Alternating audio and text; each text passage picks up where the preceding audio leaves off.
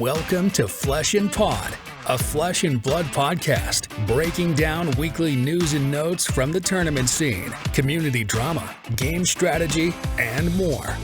And now, here are your hosts, Derek and Logan. Hello and welcome to episode 142 in a row of Flesh and Pod. My name is Logan. I'm your host. With me as always, Ish is Derek Oswald. And also joining us is the Convention Programs Manager for Legend Story Studios, Alex Watkins. Thank you so much. It's 3 a.m. in London. You are sort of a psychopath for this. But we do appreciate you coming on 100%. Thank you for doing this. How you doing? How is travel? How's life? I'm good. I mean, travel's part of the job, part of the course. But I actually got to take a bit of personal time after Gen Con and spend some time with the family. So got back from that a couple of days ago, and I've been doing the really sort of the typical family life stuff of gardening and things like that the last couple of days. So the weather's been great here, so I can't complain. It's been good. Yeah, we finally actually had good enough weather here for the first time, it felt like, in forever. So I actually went and played golf yesterday for the first time in months. So, Nice. What'd you shoot? 89.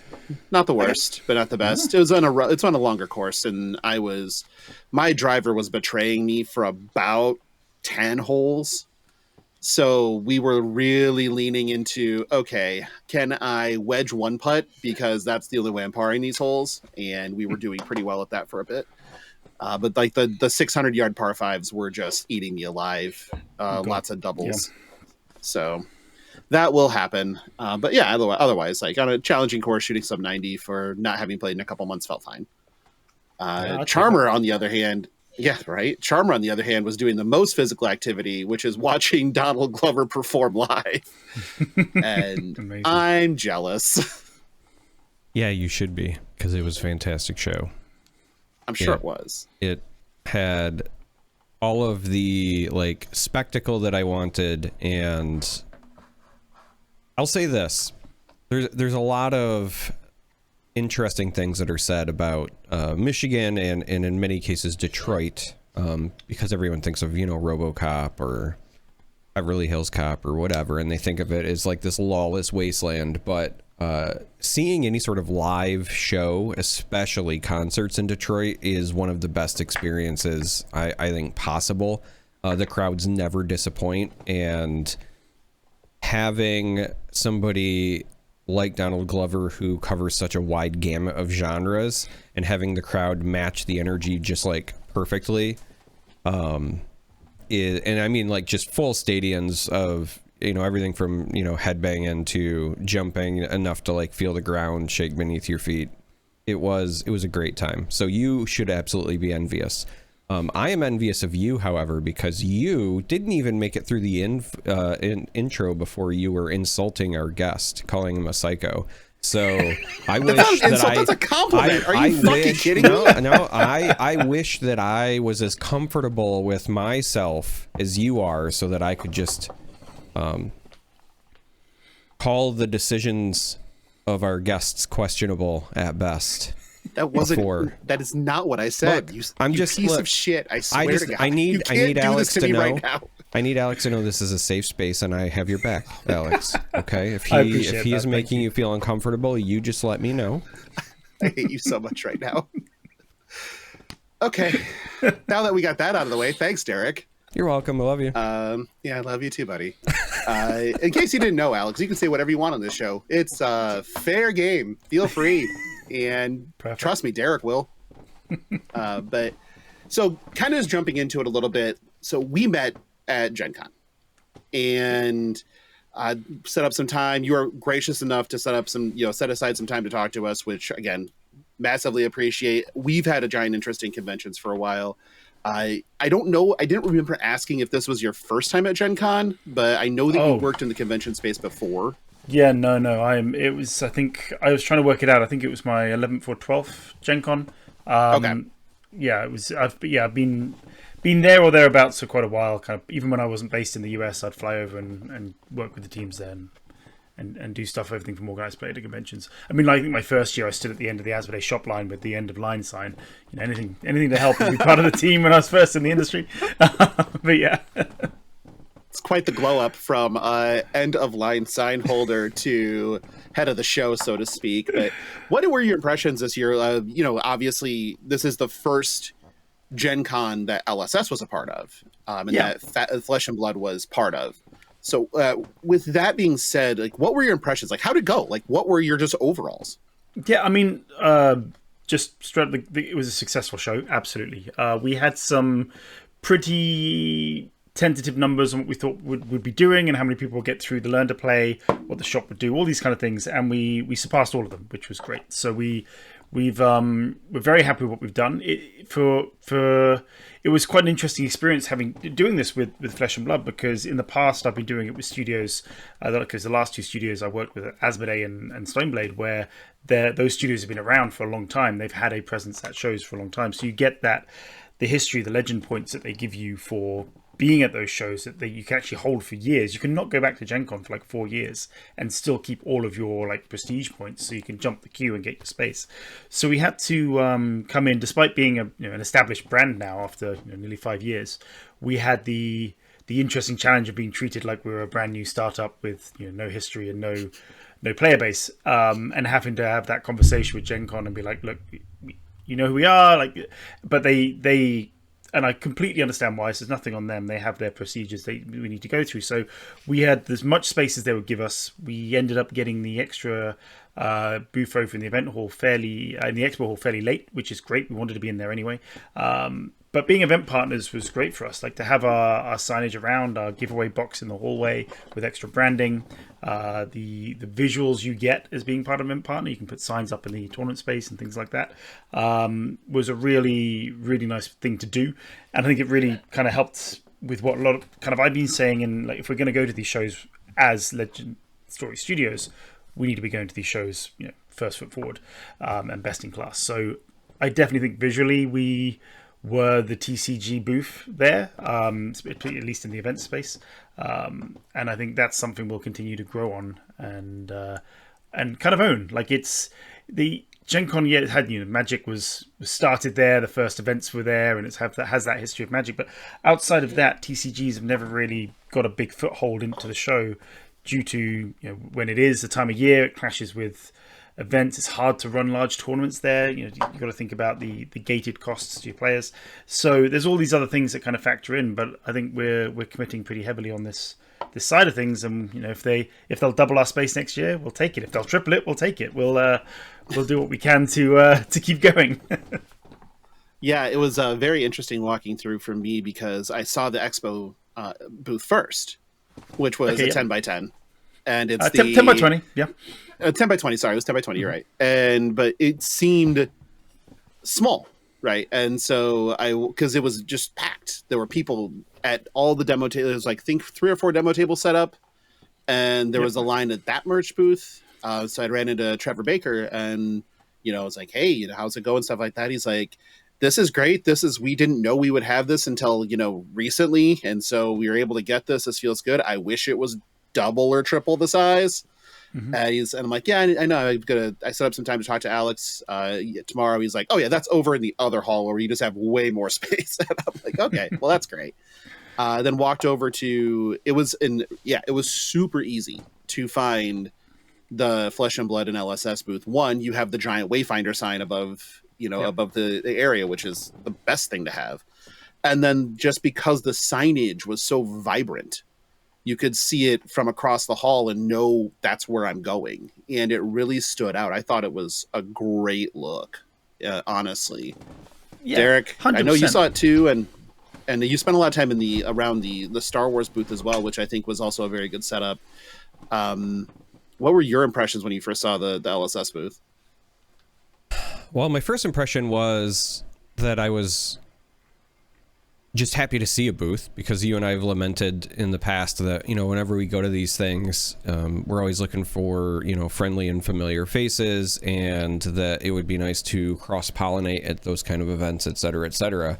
So I was just happy to see any sort of booth. In the event hall, I was happy that They had the large kind of aerial hanging display because it also made it very easy to find the spot because somebody was trying to point out to me like roughly where it was, and then I just looked up and I was like, oh, I know exactly where it is now. So that was helpful. But then like beyond just general excitement, when I actually got there with Stark, the big thing for me was just how packed it was.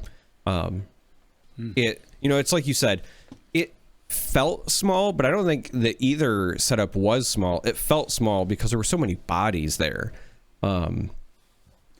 I didn't know initially that they also had one in the exhibit hall, so I found that one when I was just walking through with Stark. I also ran into Trevor there as well, so I'd only seen the one in the event hall because on the first day I asked around trying to figure out where I was going to have to go when Stark and I did the Learn to Play event because we did that on Sunday.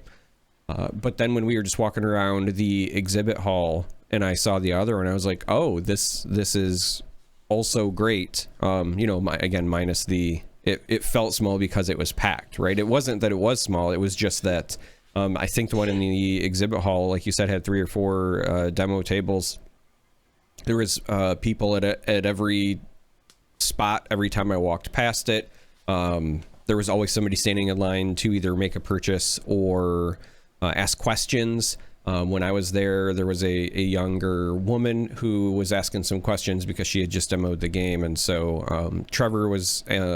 answering questions. I was trying to give her some help as well because she'd asked some questions about like the difference between Blitz versus the, you know, classic constructed and young heroes, and I was basically explaining, you know, the primary differences. Obviously older heroes are, you know, twice the health and whatever, but also there are some heroes that are only available as young, et cetera, but it was just nice to see like that level of engagement. So I'll be honest, I did not pay a ton of attention to like the rest of what I would describe as like the adornments or decorations or anything because it would have been hard to see because there were just so many people, which I mean is a good thing. But yeah, I didn't like, I don't know, take in like, oh wow, this is a cool setup or anything because it was just like, oh wow, this is packed. That's awesome. And so like that was the reaking. Yeah, that was mine too. That was one of the fun things for the, well, I say fun things, but we being in the expo hall in the event space and being allowed to sell there as a partner, which most people can't do, also widens the time you can be open because the expo hall's 10 till 6. And so we were like, well, we'll get there for 8:30 each morning. We'll set up at 9. We'll run some demos because most people, particularly on the first couple of days, you always see those photos of everyone packed in the hallway waiting to go in. It's like, but people are going to want to do that, but we'll be there, right? We'll be available. And I got there at about 8 in the morning, and there were 10 people like waiting to buy stuff. I was like, oh, we well, I guess we got thrown out at 8 p.m. last night. We've still got a last couple of things to do on setup. We weren't expecting to have people like lining up. And then that on that Thursday, the line just didn't end. We WizKids were next to us and we were kind of wrapping around the front of their booth. They didn't seem to mind too much, but we were kind of like, because you can't go into the main walkway, so we were kind of running our line pretty much in front of their space. It was not a booth; they just had tournament space. But yeah, we did not stop really for Thursday, Friday, Saturday solid. Sunday they were slightly calmer, but it was still, yeah, like you said, the demo tables were always sat. We went through all of our league cards through our new Learn to Play kind of style thing that we do at these conventions. We went through, I think, all bar 30 of the ones we printed. So, and we know we can measure on the back end how many people scan that QR code and set up a new account while going through that process, which is part of the key metrics for me. Kind of like my job is to bring in new players, right? It's and it's hard to know how successful an event was if you don't know how many people actually started playing there. You can look at sales data, you can walk around with a clicker and go, okay, this many people were demoed, but those are all somewhat ambiguous and loose terms. I want to know how many people go on to make their first purchase, who log into their gem account again somewhere further down the line, whether it's at a tournament or because they're actually reading the emails and being engaged with the game kind of thing. So it's a really interesting show for that because just a pure number of people who come through that space. So I would guess that like at a Gen Con, because we're talking what the second, is it the second largest gaming convention in the world right now? Depends who you ask and how you measure it. I would say it's the largest. Okay. I didn't do because Essen is last year. I think the one. Yeah. Well, they're different personalities. So with Gen Con, the moment the expo hall closes, games of werewolves or other games like that start happening in the hallways, right? That's everyone just wants to game 24/7. Essen Spiel is positioned itself in October deliberately because it's a Christmas shopping season. And so there's very much that idea that if your game you're bringing to Spiel isn't buyable either there or before Christmas, it probably shouldn't be at Spiel. Like they do have like a crowdfunding zone and a prototype zone and things like that, but it's really about selling and people go to buy. And a lot of people will only go for one day. So there'll be people who just go to Spiel for the day. Local people travel in, they get the train in, because in Europe you can get the train in from several countries away and go in for the day if you want to. And then they buy. They'll play as many games as they can, and the moment the hall closes, they go home. You don't see that kind of spontaneous gaming happening. Some of the hotels maybe, but not as much as you do at Gen Con. It's a different, very different. But it's a selling show, so you need to sell. So it's a different, right, different beast. That's one of my descriptions when people ask me, why do you like Gen Con so much? I mean, because I don't love going to specifically Origins. Origins has changed so much over the course of the last 10 years. And it's much more about as a bazaar than stuff going on. And part of the allure of Gen Con for me, and I believe that this was also just part of the part and parcel of your success at Gen Con this year, is the stuff there is to do. If you were just a presence that was there to sell the game and that was it, I don't think you could have come close to the success that you had. Mm-hmm. But being there active with the game is so different, and it provides an experience that allows people to gain engagement immediately. They gain that, I used to work at GameStop, and I was very good at selling games, right? Mainly because I talk a lot.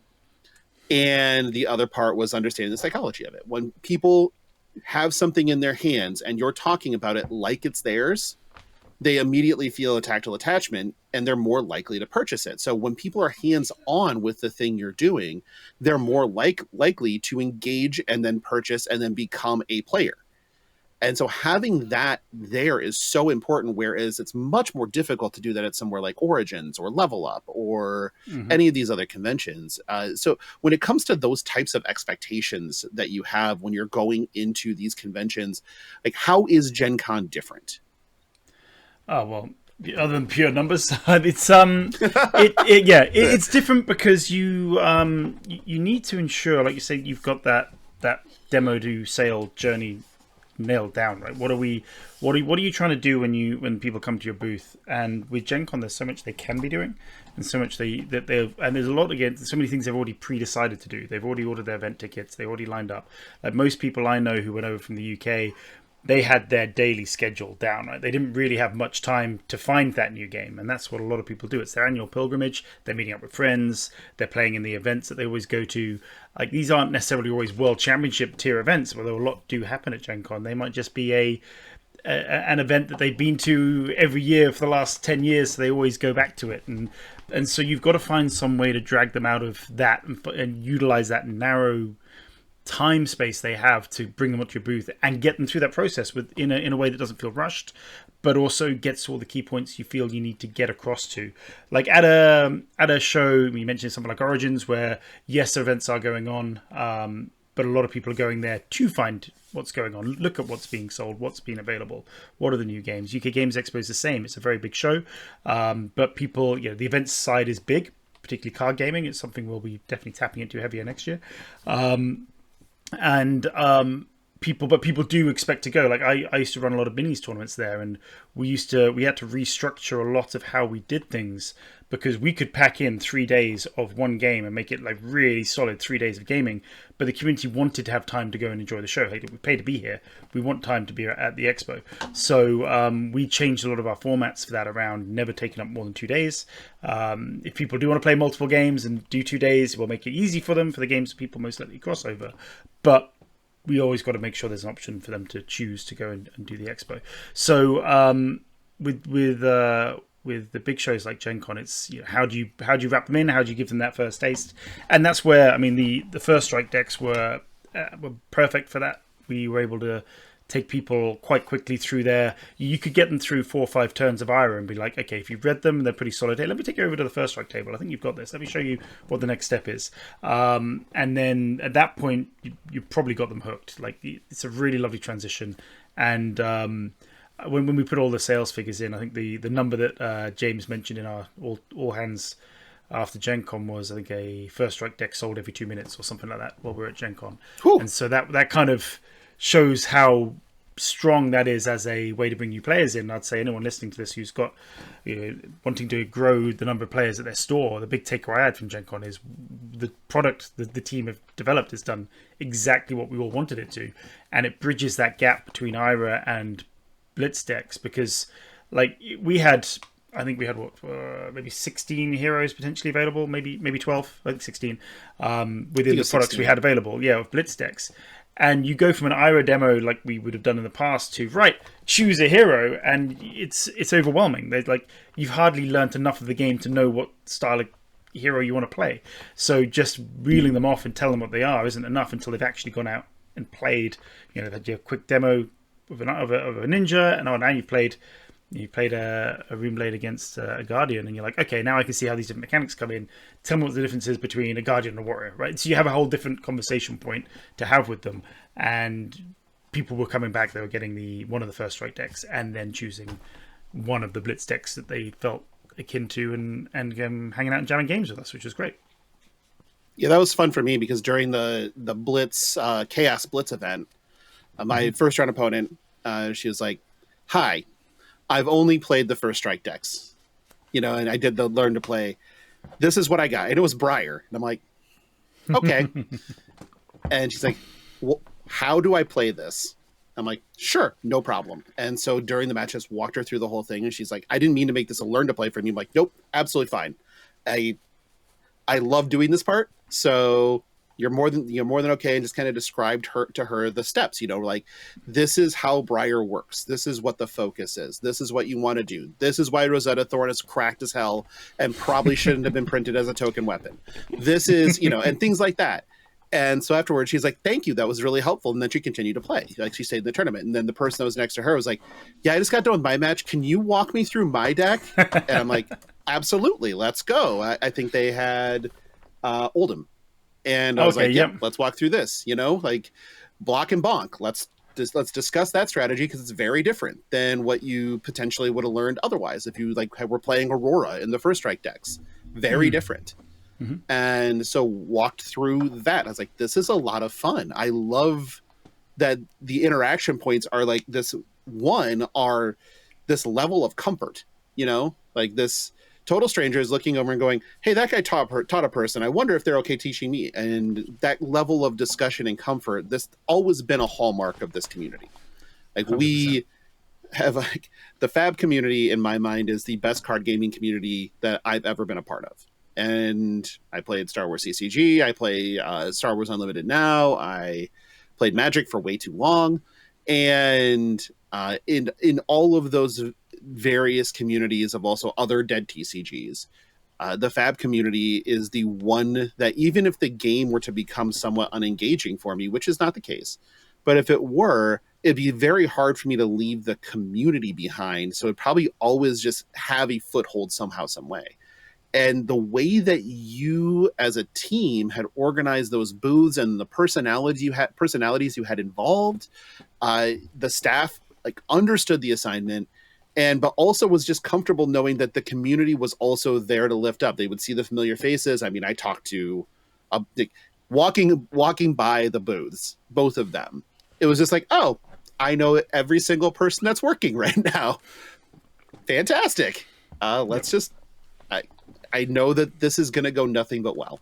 And it was very encouraging from my point of view on all fronts in that case. So I think that, one of the questions I had was about expectations. And I think that we've already just talked about that, honestly. And it sounds like that you guys kind of nailed it. Well, yeah, I think so. And use that as a good kind of talking point. The team we had were amazing. I would have all of them back. Like they were really great. And we've kind of tapping into the judge network and I'm working with Klaus, who runs that program too. How do we bring in and level up those guys to feel comfortable and able to do games demos? Because and I don't mean this in any disrespect, there are some amazing judges out there who might not be great at demoing the game, but likewise there was probably plenty of fairly new judges in the community who haven't had the experience to go and do callings and bigger, who are fantastic game demonstrators, right? So we're working how do we find them within that already built community and bring them out. And I think we did with Klaus's help and with the applications we had for Gen Con, the team were fantastic. I saw at one point one of the guys had I think we was kind of winding down. It was about 7:30, so we were all finishing at about 8.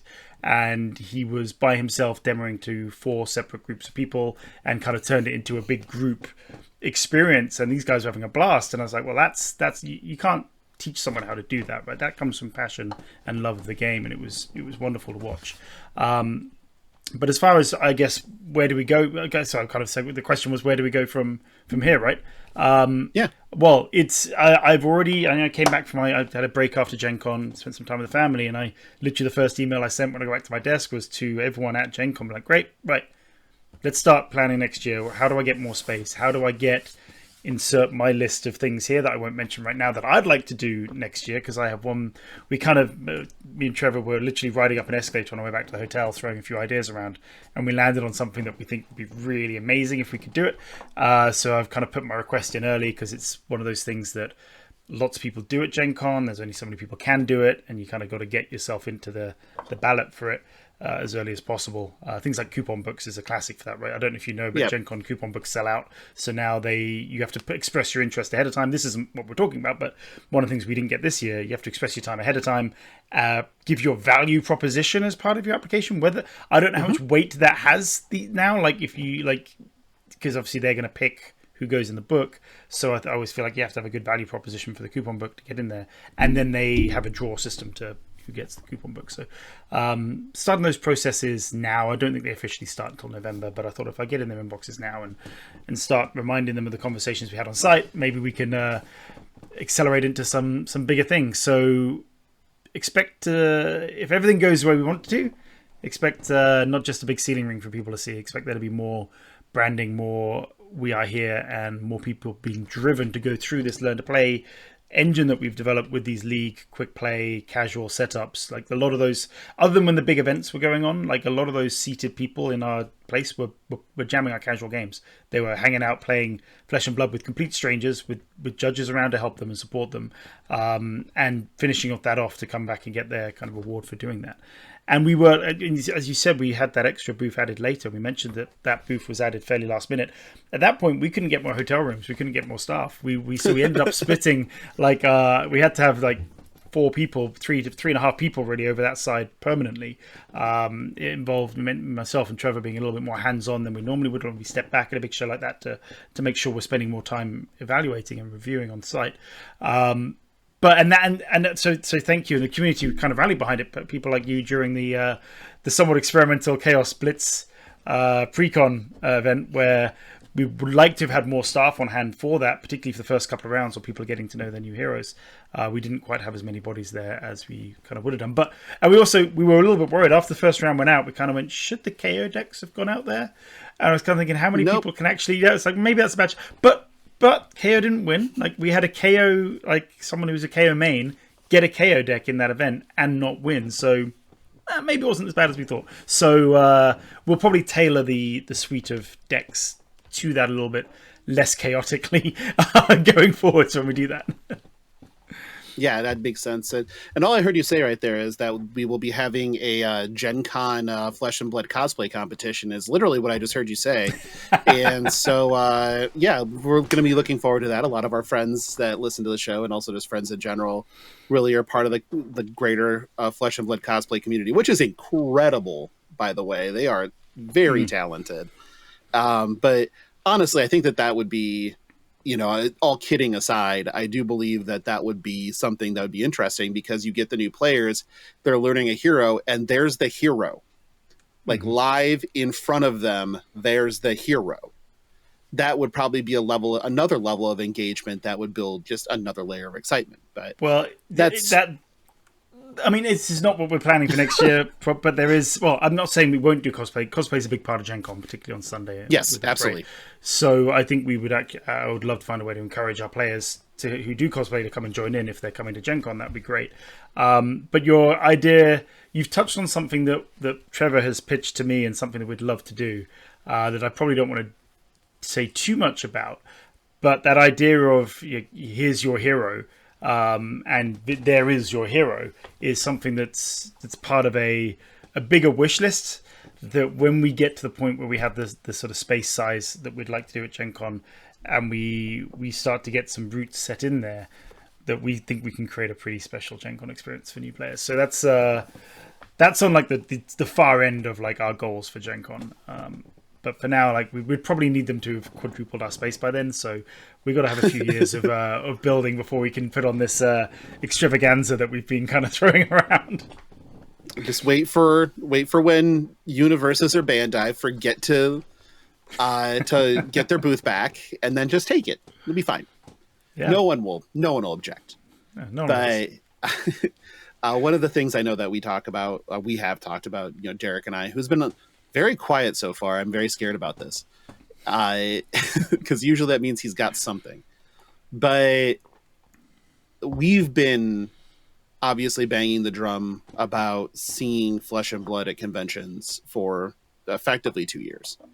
Mm-hmm. And seeing it show up meant so much, at least to me, and I think to Derek as well. He was able to take his son in and get the learn to play experience and kind of show him a little bit in the wild of what Flesh and Blood is about. What type of expansion do you see coming? Nothing specific, but as you grow the convention side of Legend Story Studios, what's next? Like what does growth look like?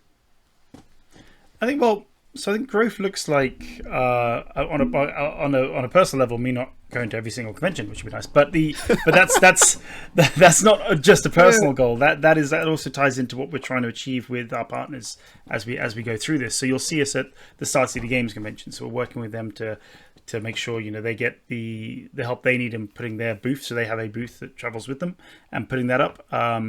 Mentioned LA this weekend, just gone. So it's Laughing Dragon. They're looking to do more, and we're keen to link with them. So it's really about making sure we're covering all the territories and leaving a bit of a legacy with the partners we work with and empowering them to be able to continue that while we then expand and find more shows to go to the following year. So for us, it's like we're laying down foundations this year. We're going to quite a lot of shows. The target's pretty ambitious. I think we'll get pretty close to it.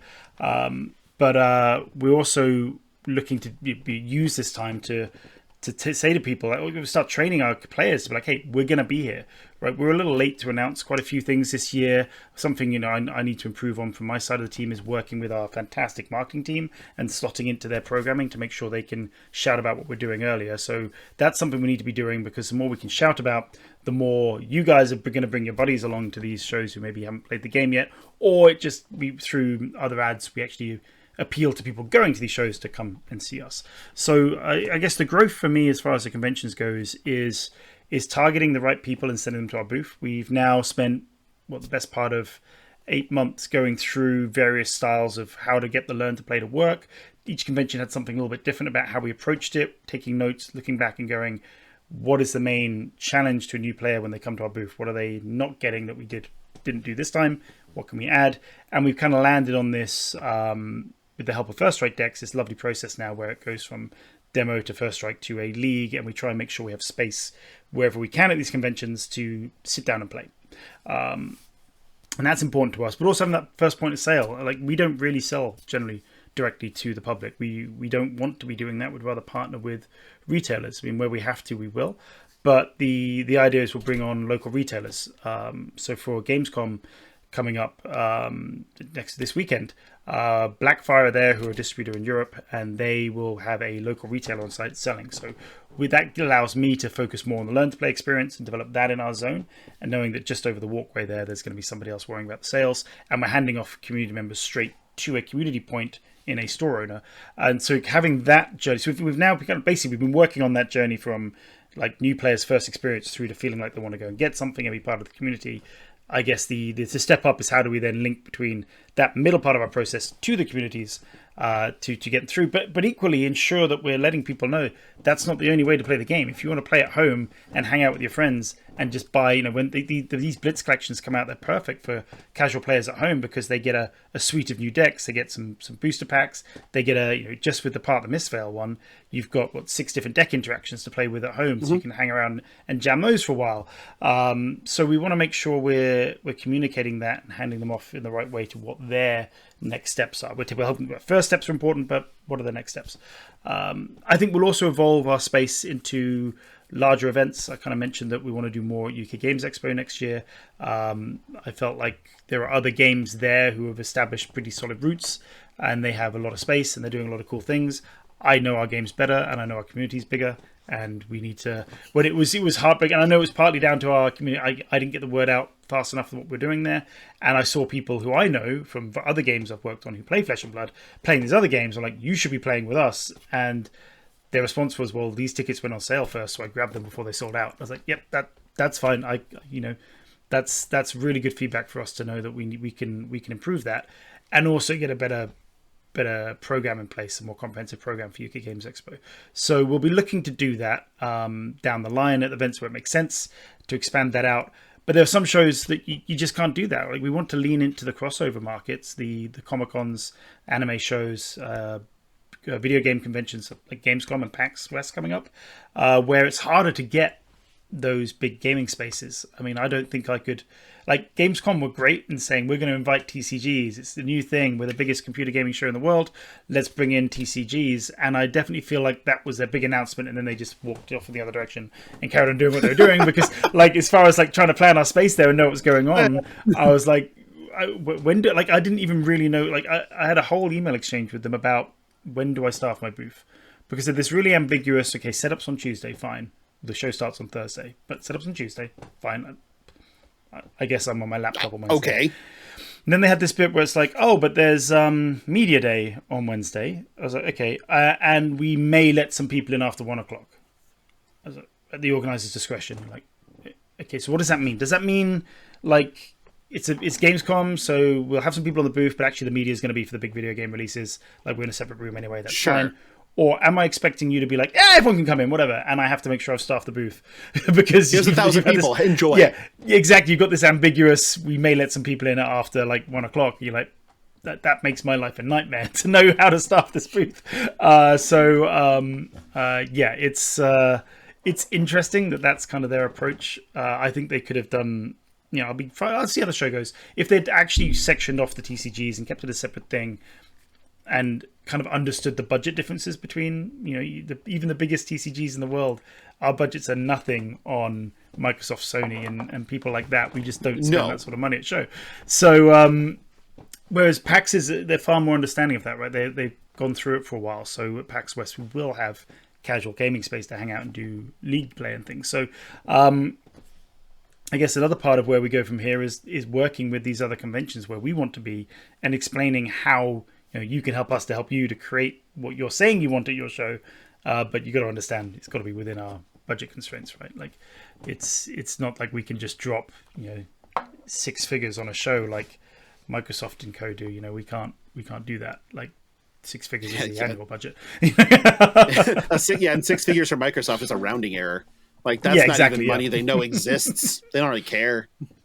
Mm-hmm. So that's a very different animal. That's for sure. Yep. So Derek, that's like.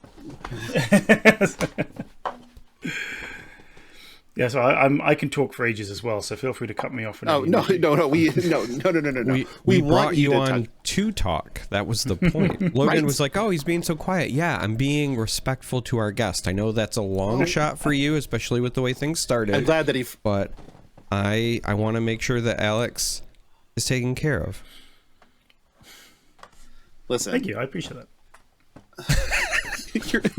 You're as bad as Josh Scott. He does the same thing. He just enables Derek. Yeah, but and Josh will be on it a couple weeks anyway, so I'll just get it again. So it's fine. But ultimately, we talked a little bit about events at conventions. I don't think, it doesn't sound like you want to live the logistical nightmare, because there used to be like Magic Grand Prix at Gen Con. And so putting a calling at Gen Con, I just think would just be nightmare fuel. Well, I don't want to. So it's an interesting topic, because gating, I use the term gating because I think it kind of explains it quite well. But, gating premier events at a convention, you do have to factor in what is the cost to the consumer, right? Like, you can't just be like, okay, it's Gen Con, so, we're going to put our we'll put World Championships at Gen Con because that's what other games do, and we'll charge this, we'll charge that, because no one will turn up, and it'll just be disappointing. Those who do turn up will be disgruntled before they even walk through the door, because who wants to be out of pocket that level before they've even played their first card, right? So I don't want to rule out adding larger events to conventions. I think there's a conversation to be had internally. We very much don't want to be gatekeeping, but there are conventions around the world where the entry to go is minimal or even free. There are some really big gaming conventions, Comic-Cons and things, where you don't actually pay to go, and the shows are getting pretty big. And so there is a world where we'd look at some of those. I think this isn't really my ballpark. I don't get to decide where these events go. There's a different part of the team for that. But one thing I wanted to do is get a few events under my belt with LSS, with Flesh and Blood, get a read for the environment before I even pitch what I think that could look like to the rest of the team. So I'm kind of not involving myself in those discussions, and I know they're super organized and they're so far ahead of the schedule, you wouldn't believe what they're already thinking of and planning on at the moment is miles out. So at some point I would like to pitch a few different things, some ideas. Gen Con is obviously a tough one because it sells out and it's expensive, but there are other shows where we might look to bring bigger things in. I mean, the Blaze events at Gen Con did show that if we decide to max out our space on one event at a time, tickets sell, right? So it's all good data. So thank you to everyone who came along and said, we are willing to come to higher price tagged events at these conventions, because that's great data for us to be able to turn around and go, can we offer more? Like, if they're already willing to come for a promo card, what more can we do, create that value proposition for people coming along? So no, that was really helpful information to have and good to see. So yeah, I don't want to say, I can't sit here and say we're going to insert this event at this convention, because we're just not ready to commit to something like that. But I also don't want to make clear it's not off the table. And we do have that event submission form for a reason. Like, if you're a local store or community leader or a tournament organizer and you've got something coming up and you're giving us plenty of time, not like a week or two, like you're 3 months out plus, then, put your ideas in. We're happy to have that conversation. I just don't want to commit or promise to anything at this stage. That makes sense. I mean, you're literally in the first year of conventions for Legend Story Studios and Flesh and Blood. It's way too early to really know what this picture ultimately looks like, right? Like, you're still in the learning stage. Like you said, you're gathering data. You're currently at the point where you have a good idea of what works, but there's still so many things on the list to try that it's as a friend of ours and a guest put it, don't let perfect be the enemy of better, right? And so just keep improving and making small changes and trying the new things. It's like, okay, this didn't work exactly as we expected it would. Well, let's just make a quick tweak and see if this is any better. And, if nothing else, the Flesh and Blood community is very graceful when it comes to allowing these things to happen organically. And our mantra here on our show has always been big trust. When it comes to LSS and the decision-making, big trust, because they listen. Like, they truly listen to what the community says. And we can trust them to continue to improve and continue to just evolve in ways that matter for the players, because there is no more player-friendly company. Like, in my mind, there just isn't. And I just admire a lot of what you're doing. And yeah, I just, like, one of the reasons I wanted to have you on here is because if nothing else, to say, hey, thank you. Like, we've wanted this for so long, and thank you. Well, was that nice enough to our guest, Derek? Yeah, that's a good place to start. It's a good place to start. It's fun because we ordering. I think I don't know if I mentioned, but of the booths we have 4 of them. Right, we had 2 of them at Gen Con in the end.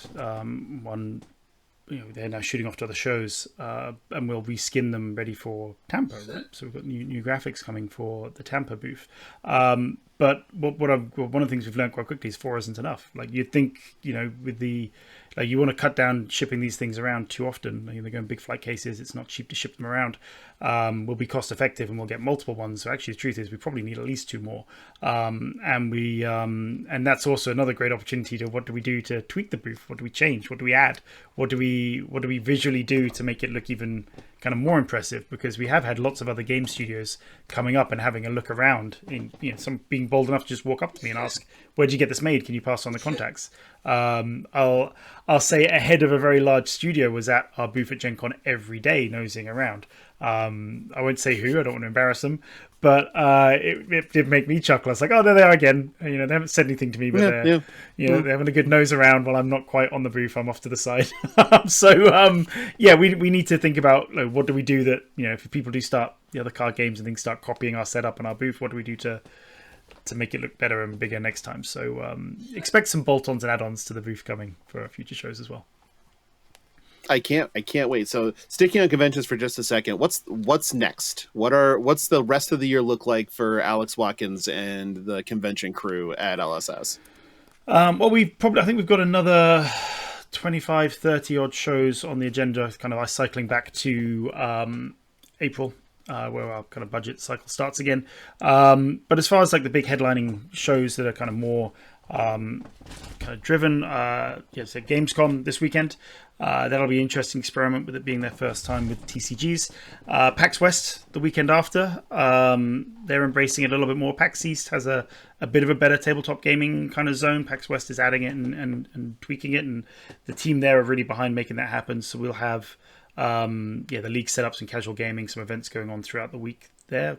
And it's an interesting show because it's a 4-day show that runs Friday to Monday as opposed to Thursday to Sunday. So that always is interesting. So we haven't scheduled too much on the Monday. Yeah, I mean, a lot of people won't go on the Monday. I appreciate that, taking all that time off work can be a challenge. So I don't think we're actually going to schedule anything we haven't scheduled anything on the Monday, but that's where, if people have had a lot of fun over the week, played with us, we'll hang out, we'll run pods, we'll run drafts, we'll run sealed, we'll just do more casual gaming with them. Like we'll chuck some prizes into a ad hoc tournament on the Monday with people who want to play. So we'll do that at PAX if the number of people through that weekend want to do that and are still there on the Monday.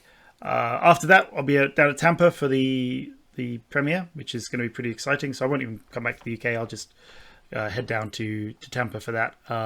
And that's going to be exciting, like to have a hall there where we're running our world premiere while there's other card games going on. We get to flex a little bit. My main goal is how many of those other card gamers can I get to come to our Learn to Play area. It's a really good catchment point. It's a big gaming part of the world down in Florida. And so keen to really see how that goes. And obviously at the same time, Rosetta's going to be out. So that's going to be pretty amazing. And then not long after that, you're into Essen Spiel, and then we start going into the rest of the autumn, fall, winter shows. And I don't want to jump a question that's on the list for later, but beyond that, we're already booking in things with Dice Tower West are keen to have a lot of TCGs added. Yeah, which to me has always been a board gaming show. They're adding, very much so. They're adding a hall just for TCGs, a room for TCGs there. So we're in discussions with them about with their partners for that zone to add that. So that's interesting. Nice to be in Vegas. And then we get into trade shows. I mean, you're kind of a little bit less interesting to your listeners, but you get into the Nuremberg Toy Fair, New York Toy Fair, the B2B Gamma shows eventually. that happen. Yeah. Gamma over in March. Yep, to kind of cycle off the year. It's the post Gen Con sit down catch up is happening today before I hop on a plane, just looking back through and make sure all the ducks are in a row and lining up. But we've got a pretty busy schedule. It'll quiet down over December, obviously, but it's going to be, and there's I'd have to bring up my list of the 2 dozen smaller local conventions that we're supporting stores and communities at as well. With what I'm doing now, and part of what I offer when we don't just send them out Iradex and things now and promos. It's like, can I generate you a league card to go and use? Are you able to get some space, even if it's 4 to 6, 8 seats? If you've got that for people to hang out and play the games with you, then hey, look, I'll generate the graphics for the QR code. You just print them on site, print them on a paper. I don't mind. Like, it's something for people to journey and go through and feel like they're more engaged with the community to get their promo. Then yeah, I'll spend the 5 minutes it takes to change Gen Con to Right. convention name on the form, right? Like, it's, generate new QR code for you and help you, generate new players. Sounds great. Derek, before I move on, you've been quiet. Would you like to add anything? I don't know that I want to add anything. I think one of the questions that I would like to launch into from here, it wasn't necessarily on our show notes, but it's something that's kind of popped up because I'm hearing, I think kind of, I don't know, maybe this is confirmation bias or something, but I feel like hearing everything that Alex is talking about, it sounds like LSS is finding the value that we thought they would if they did conventions and so forth. So one of the questions I think that I would want to now like ask as a follow-up is, I know that this is very, very early, obviously, because you're just getting your legs as far as setting up the convention stuff, but is there anything event-wise once you get the convention kind of circuit and so forth figured out that you would consider venturing into outside of that? Like, I guess what I'm trying to say is, like, what has this short time in conventions and so forth kind of led you to think about outside of that space, if anything, right? But I just think about it's obviously a more personal and kind of a new way to engage with a large number of potential customers, and so I didn't know if that had kind of spurred any new thoughts, or if there's been anything that you've kind of taken back and said, hey, based on this, I think X, Y, or Z would be really successful. I'm just kind of trying to gauge like what could maybe be in the future. And you have me kind of thinking back to the old Netrunner demo bus tour of North America.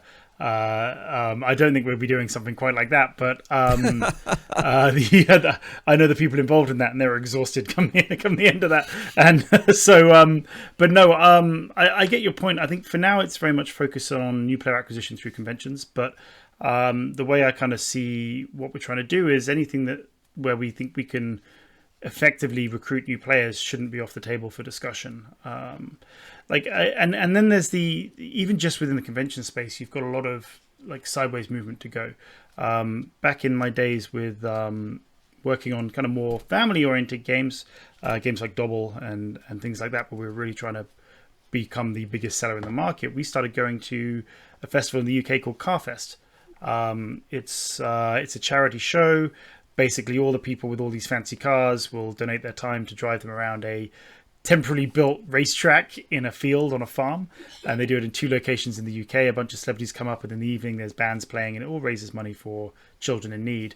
But during the day there's kind of a carnival and entertainment going on, and we'd bring board games to those shows, and that's just one example of those style of other shows we brought board games to in that convention plan.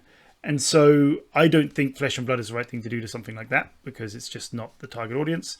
But I'm pretty sure there are other convention styles we can look into, even outside of the obvious the anime and Comic-Con and video game like sideways movements. There are plenty of other potential spaces to move to as well. But no, I guess that the short answer is no. There isn't any sort of big kind of this is a cool other new player recruitment thing we're about to go and launch and do. But we will definitely be including those sort of thoughts and notes when it comes to the wrap up and gearing up for the second cycle. I think we'll focus on growing things like Gen Con and UK Games Expo first.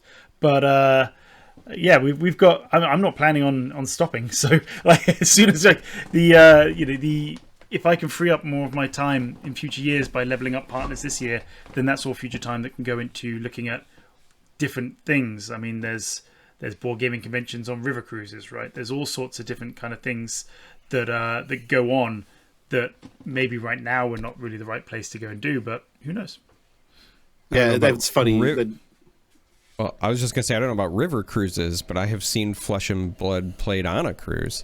I am the only winner of a Flesh and Blood tournament on international waters. And it was funny because you said, like, you know, hitting second cycle, and Derek and I both hit the same thought at the same time, which was like, oh, we're hitting the convention pitch stack. That's good. And it's like our brains are just we're wired that way. But, you know, and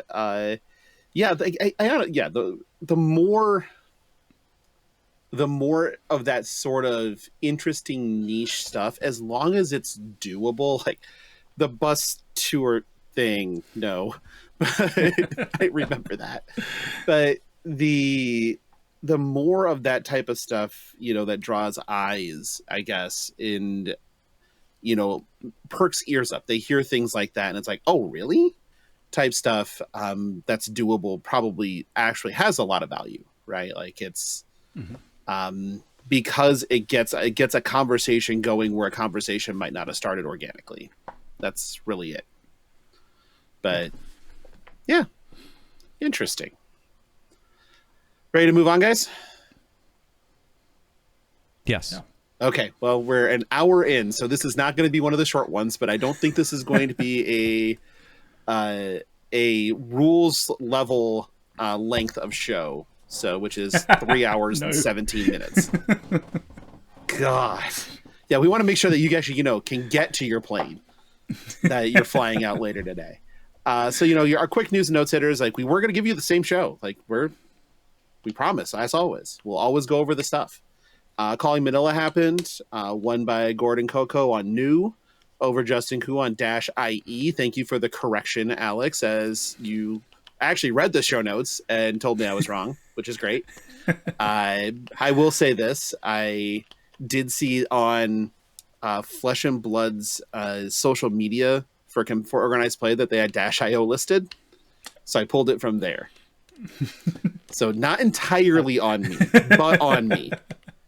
Yeah, why don't you tell the guests they're wrong again? No, this is not his space. He is not, nope. I did not do that. I know what side my bread is buttered on, It sir. costs nothing to be kind, Logan. That's all I'm saying. Oh, fuck off. Why do you have to be this guy? Jesus. All right. Top 8 was 5 Zen, including 3 from Team Blue Pitch, because sure.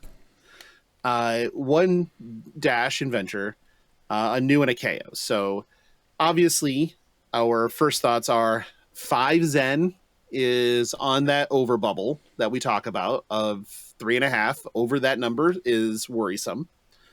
I do like that we still see Zen not winning, but I simultaneously like it and don't like it. For the reasons that seeing Zen have that big of a presence and not win obviously shows that the deck is beatable.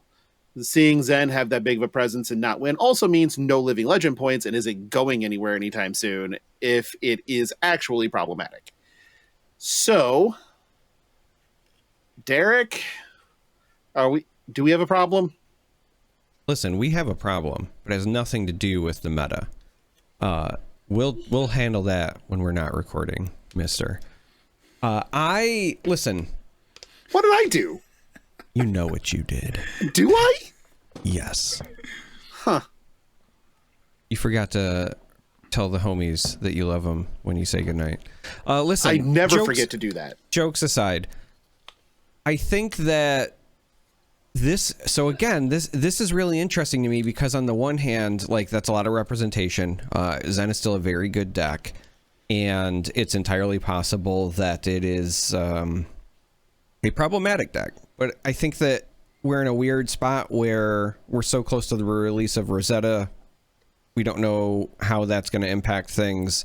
I don't know that it's so good of a deck that we need an overcorrection. I could see, 1 or 2 more things done. This, again, reminds me very much of, like, Lexi, where they were just doing, like, one thing at a time every time they hit it until it kind of dialed in to be just right. I think that we're probably on the over end of that, and maybe, like, one more, potentially targeted adjustment will help.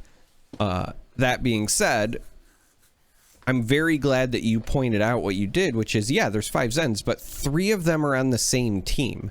And so, yes, that team landed on Zen because they believe it's the best deck. And again, very well could be.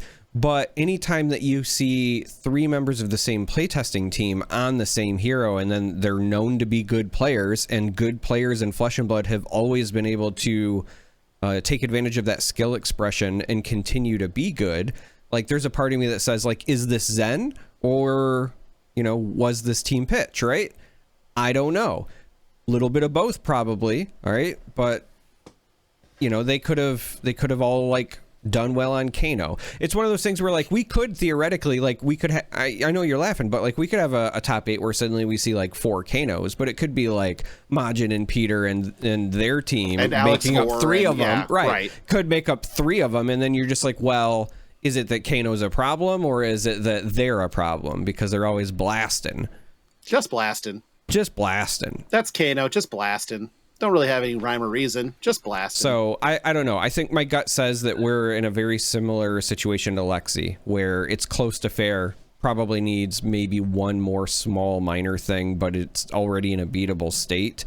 The biggest concern that I would have is not so much that it is beatable, but is it in though it's beatable, is it so far that it's warping the meta for other decks where you, like, yes, it's beatable, but you have to play one of the decks that can beat it, or you're just like locked out, right? That sort of thing. Because again, Alex, like, you look at the rest. Just one last thing, you look at the rest of the things there, and you know, Dash is like the outlier because otherwise it's like New, which can target Zen, and KO I still think is Zen Light. I think people just kind of forgot about Dre with that one because that deck was also doing incredibly well until Zen showed up. So Alex, I know that, you know, obviously the metagame is not necessarily what you are priced in for, but do you follow any of this at all, in like the Zen problem, as it were? I mean, I follow as a fan of the game, and I don't play as much. I don't play hardly any games at the moment, for being completely honest. But no, it does interest me what's going on and what's what's happening. As far as like commenting on whether I think it's healthy or not, I'm definitely not skilled or knowledgeable enough to chime in on that. It would be a bit naive of me to say. I would say that it was, to me, I watched the final and it was a really good final, and it was really fun to me. Like, I've been aware of Flesh and Blood since day one. Obviously, like, I was working on a different card game when they both launched around the same time, so it was kind of like, you know, very much paying attention to what was happening. And to see an early hero like, you know, Dash, inventor extraordinaire, to be at the top tables now, like, instead of, you know, the newest heroes who everyone's saying are the best, was really cool to see. I think it was piloted really well. So I think one of the things that I think maybe, I guess, as a broad comment, we are a little bit spoilt because the dev team do such a great job balancing the game generally, that if one is ever to slip out as being slightly stronger, it maybe is more obvious in our game than it is in others. But I think to like other large events happening, I don't want to mention other games too often, but I know of a game which had 2 of their first big large events, and the first one was diverse and the second one was everyone playing the same deck because it won the first one. We don't have that, right? So we've got quite a high diversity even within like the 2 events I see on the notes we're going to talk about. Like, there's still 8 different heroes there being used in 2 top 8s. So like, that's, you know, as a broader look at of 2 events, I feel like that's pretty good. But I get all the points you're saying, and I listen, and I find it very interesting, actually, from being honest. So I will keep listening. You said something interesting there that I don't think that we've ever touched on, and that's really the credit to the dev team, that when there is something that slips through the cracks, it does feel like an outlier. And it's, you know, we kind of had that feeling with KO, but KO ultimately was solvable. Like, it wasn't the scourge to end all scourges by any stretch of the imagination. It just had a very min-max approach to the deck that was beatable by heroes that existed. You didn't have to warp everything to try to beat the hero, even though it was heavily played towards the beginning. And, you know, everybody kind of harkens back to Starvo, And whenever something gets a little out of control, it's like, is this a Starvo situation? You know, and that's that stupid meme with the butterfly or whatever. And in this case, you know, we stop to kind of stop and forget, or we forget entirely that Starvo was over 2 years ago. Like, there's been a lot that's happened, and we're still asking, is this a Starvo? And it hasn't happened. So I think that you're right in that we need to think about maybe a little bit extra credit where credit is due when we do have these outliers. And again, just mantra here is big trust. And I think that they will always do what's best for the health of the game. And if that's letting a hero cross the rainbow bridge organically after making some adjustments and just saying, okay, fine. Like, if they're going to speed run it, they're going to speed run it and let it go. Like, I think that's totally reasonable. Derek, why are you laughing? Because you made it sound like your hero going to Living Legend is putting the family dog down. It's exactly that. No, it's an Old Yeller situation. Just take the bullet. Well, don't forget there is like a whole format of Living Legend now. There's going to be you're going to see more of that. Like that is a thing. Don't forget. It's graduating. All dogs go to heaven, Logan. Yeah, all dogs go to heaven, and that's Living Legend. Living Legend is post grad, right? They've graduated. Yeah. Now they've decided to do a post grad. But in this economy, they can't find jobs. So that's why they have to do post grad. Like, they're just sitting there going, well, shit, what do I do now? Well, I guess I stay in school. Job market sucks. Moving on, we did also have a 5K at Camp Green Tree. So if you're unfamiliar, Alex, Green Tree Sports Cards is a Pittsburgh area card shop that runs a lot of events. They decided to rent out an entire campground and held a Flesh and Blood summer camp. Nice. They did arts and crafts. They had camp counselors. They did a poker tournament for alpha packs. They went hard in the paint. Not gonna lie, they put some work in. But they also held a 5K, and so we do have that result as well as won by Brendan Jones on Zen. Okay, and that top 8 was only 3 Zen. So maybe there is some credence to the whole, hey, it's because Blue Pitch was on the deck. And then 2 Dash IOs, and that's funny because they were Mara Ferris and Rose Smythe. So 2 people we just expect to be doing that kind of bullshit. An Azuri, an Enigma, and a Prism. So it's still a lot of Zen, but I like the diversity here. As Alex put it, 8 different heroes across 2 top 8s. The only repeats to these top 8s are actually the Zens. Everything else is different. So yeah, I think that there is something to be said for teams doing the team thing. What say you?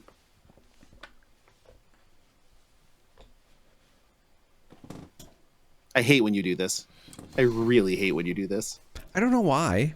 Because silence is not how podcasts work, dipshit. I mean, there's a video component too. Listen, if you're listening to the podcast on an audio platform, hit the like button, subscribe to the podcast, then go to YouTube so you can see the really funny visual bits that we sometimes do. And while you're there, like that video and subscribe. That's called promotion, Logan. Oh, cool. Okay, good. You can take over the socials for us. That means I don't have to do it anymore. I mean, I wouldn't have to do it either. I would treat it the same way I treat my own socials, which are pretty barren. Yeah, well, that's also true. We are the worst marketed podcast in the history of podcasts. But the fucked up part is that we're also your podcast, your favorite podcast's favorite podcast. So. Listen, we warned Alex ahead of time that we get sidetracked. So allow me to sidetrack real briefly here. This is why I don't talk. I had to fill out this thing at work. So executive leadership are encouraged to be more approachable to staff and whatever, and so there's these like little spotlight corners that we do where like management will share fun like facts about themselves.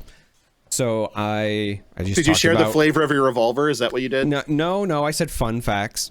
So I shared about the casting stuff that I do, right? Esports, card games, and how like I've traveled internationally to cast, and because of like my work with Riot, I got to go to the Arcane red carpet event, all that stuff, right?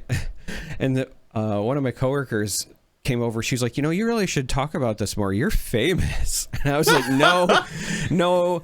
And I was trying so hard to explain to her that I'm the opposite of famous, because even people who know me don't remember me at all. So It's true. One of the staff at Gen Con committed the cardinal sin of forgetting who Charmer was. It was fantastic. He leaned right into the bit without even knowing it. Yeah, but I love you, Eric. We love Eric. He's the best. But you were on a cruise ship with him and he forgot who you were. Yep. Amazing. Simply amazing. But yeah. I'm going to be really excited. Obviously I'm very excited for the world premiere, because that's my jam, especially the way it's organized now, because it reminds me of the heydays of gaming when, you walked into these bigger events. Because I remember when Magic pre-releases were regional. And so you didn't have one at local game stores. They had them in cities, in convention halls. And they were massive, and no one knew the cards ahead of time. So it became a real paradise of deck building. Like, who can do the most with what they have? And there's some reading the card explains the card shit that happens, and sure, those cards typically win games. Okay. But at the same time, when you don't have that lead of information, it makes it so that you see a lot more interesting games. Like I really would love, and I don't know if they will, but I would really love if they streamed games of the actual world premiere on Friday, just so people, like, the first time they're seeing the card, it's being played on camera, and people are sitting there at home going, what the hell is that? And that's such a great moment, and I'm really excited to get to do it again. Obviously, I will open a dog shit pool because I am very bad at opening cards, but that's neither here nor there. I think it's going to be a lot of fun. Like, I'm really, really excited, and I think that, like, I'm assuming, Alex, like, you'll have some Rosetta. Obviously, the First Strike decks are Rosetta oriented already, but I'm assuming, like, your Learn to Play booth will actually have some extra Rosetta incorporation. I would guess. I mean, yeah, it's going to be. We've got the new graphics done, so it's been quite fun working with them. The graphics team here have nailed it, like, with the part of the Misfail booth. I think the blues just lend themselves to being backlit. It kind of looks like the glowing kind of area as you kind of walk up to it. So with the colors of green and gold for Rosetta, I was pretty excited to see what they came up with, and I don't want to I want people to see it for the first time when they get to Tampa, but they took a little longer because they wanted to make it a bit special now that the booth has kind of become a bit of a thing, and I'm so glad they did, because it looks amazing. So they'll be, it's going to look pretty cool, and we'll have we'll still be using Ira and First Strike as our demos, but we'll the schedule of what we're doing will be up soon, and the kind of the masterclasses and things we'll be looking to do. That was one of the really popular things at Tokyo, was doing a sealed masterclass for newer players. Oh, awesome! Cracking packs in front of them. Yeah, so one of the things we did in Tokyo was we'd have people gather around one of the team members, and they'd literally crack open a pool in front of them and show how they sort the cards, what they're looking for, like what's in this set, what are the mechanics, what is this group of cards steering me down. Because we had a lot of people who played TCGs coming over to our new play, but with it launching in Japanese language, you can play sealed in multiple different games, but it helps to have a bit of an understanding of what sealed is in the game you're doing. So helping kind of level them up, and then there was a sealed side event they could take part in an hour later, kind of thing. So that was fed back as really popular. That's when the booth was absolutely, like, packed out. So we'll be doing things akin to that at Tampa, and what we're doing with our kind of Learn to Play persons. We have actually our own little zone as well, which would be nice in the Techlo zone. So speaking of Rosetta, let's hit some Rosetta spoilers, because we got a couple of really, really interesting ones. One that is generically good, I think, and the other, which is an absolute banger. We'll start with good. Gustway of the Second Wind. It is, I think calling it a Katsu card is not out of pocket by any stretch of the imagination. It's just a 0-for-4 block 3 combo. If Surging Strike was the last attack this combat chain, this gets go again. So pretty I guess boilerplate's the wrong word, but it's just kind of an improvement over trying to play Flusterfist in that deck. You can kind of play them alongside each other if you really want to, just have that extra 0 for 4 to end a combat chain.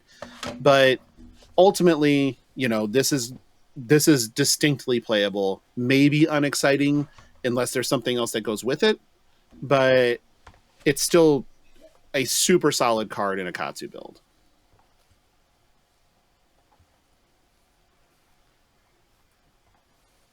Are you waiting for my input? Yes. Oh, you just said it's a super solid card in a Katsu build and then stopped. I didn't realize. Yes, sure. If you're on the Surging Strike line, this is just another thing that you can put in. I do think ultimately, even if it's not just for like these lines, just in general in the future, for the ninja cards that are going to like be printed in the future that have combo, I would personally love to see more second and third options for the combo chain. So like when you think about when Welcome to Wraith came out, it was basically like you had a couple of different combo chains, but they were fixed, right? To me, I think one of the more interesting things you could do, both with like player agency, but also with the identity of Ninja, is to have 1 to 3 generic starting points, and I think we kind of already have that established.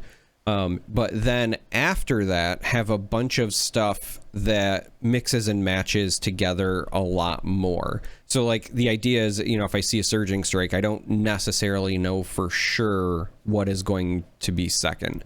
Because one of the things, somebody who plays a bunch of Assassin that I really like is that given pull of like, I'm going to play a stealth card, and then my opponent has to kind of like play the mental game of guessing what my strategy is, and then if they pick incorrectly or they do something or whatever, I can either punish them or pivot. It's just anytime you have micro decisions like that, it's a great opportunity for player skill expression. So I think having cards like this where if your opponent is holding stuff back for whatever is following the Surging Strike because they're expecting a different gust wave, for example, you could pivot into this and then hopefully do some additional things and kind of catch them off guard. So like long term, I'm talking a lot for what is effectively just a 0 for 4 go again that blocks for 3, which is still outstanding like by itself. Like if you're playing Surging Strike, you're probably just going to run a set of these. But I just look at this as hopefully a bit of a Chekhov's gun for the future, saying, okay, we want to expand the combo lines a bit. And I think that will be healthy for the class. I love a good Chekhov's gun reference. You know that about me, and I appreciate you doing that for me. Yeah. I really do. Because I'm kind to guests. I'm not a... Okay. Cool. Alex, you have any input on this one? None whatsoever. I'll talk about I get these spoilers pretty much the same time you guys do, and that's a conscious decision. We'll circle back to that later, but yeah, it's a deliberate thing that I actually don't want to know them before you guys do. So it's fun for me hearing your takes on them, and it's cool. So the next one, Alex, one thing you might not you need to know about me is that Kasai is my favorite hero in Flesh and Blood, full stop. Mm-hmm. So whenever there's a Kasai card, it makes me the happiest fucking camper. And this is just perfect in every way. It's unsheathed, and the art is incredible. Thank you. Mm-hmm. That's one of the things I think, again, just as an aside, we talk about this all the time on here, but it needs to be said again. The art in this game is second to none. It's so good. And we just get to see banger after banger after banger. And this one is so good. And then the card is, again, just, if I were to design a realistic Kasai card, this is damn near the text. So it is a 0 cost. It's a red, block 3. Your next warrior action, your next sword attack this turn gets +3 attack, and when this attacks, if its attack is greater than twice its base, it gets go again. and this has go again. So, Derek, what's the base on a Centauri Saber? 2. Right. So this just says +3 and go again for 0. It's hit and run, but you don't have to have attacked first. It's just better. Like, it's everything I want. It's helps. No notes. What I love about this as well is that it also helps the Dawnblade Dorinthia because it's base and not like attack on the sword before you swing. So if there's counters on your Dawnblade, you can still take advantage of this. So obviously this is targeting Kasai because you can essentially see her in the art here, but I like that it's very multifaceted. Fun fact about the art though, the sheaths here are officially named ampersand because her swords are command and conquer, and the sheaths are known as ampersand. It's a great lore reference. That shouldn't be as funny to me as it is. It's a lame ass joke, but damn, is it good? No notes. No, you did good today, Derek. I did good today. I'm so happy about that. But yeah, everything. Well, the only thing that makes me unhappy about this is I need 6 copies because I need 3 non-foil and 3 foil. So that's the only part that makes me sad. But that's fine. I'm okay with that. The Kasai deck is entirely foiled out, but I also have a non-foil copy of it. So, cool. And that includes the foil copy has cold foil for all the equipment. So the sabers, the Brave Forge bracers, the Balance of Justice, the Crown of Providence, the Grains of Blood Spill, the Courage of Blade Hold, the Valiant Dynamos, they're all cold foil.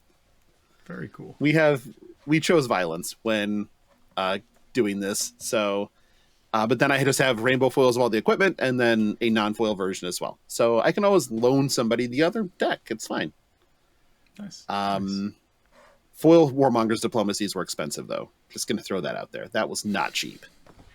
But yeah, I love that card. There's nothing about that card that isn't good. I mean, I guess it could be a blue if I was really like playing super magical Christmas Land, but that would be the most busted thing you could think of, is that as a blue is dumb. So I'm happy it's not a blue, but you know, could have been a blue. I know that we haven't talked about the sigils at all, but I do also think that they kind of go with cards we haven't seen yet. So I think I want to save the discussion on those.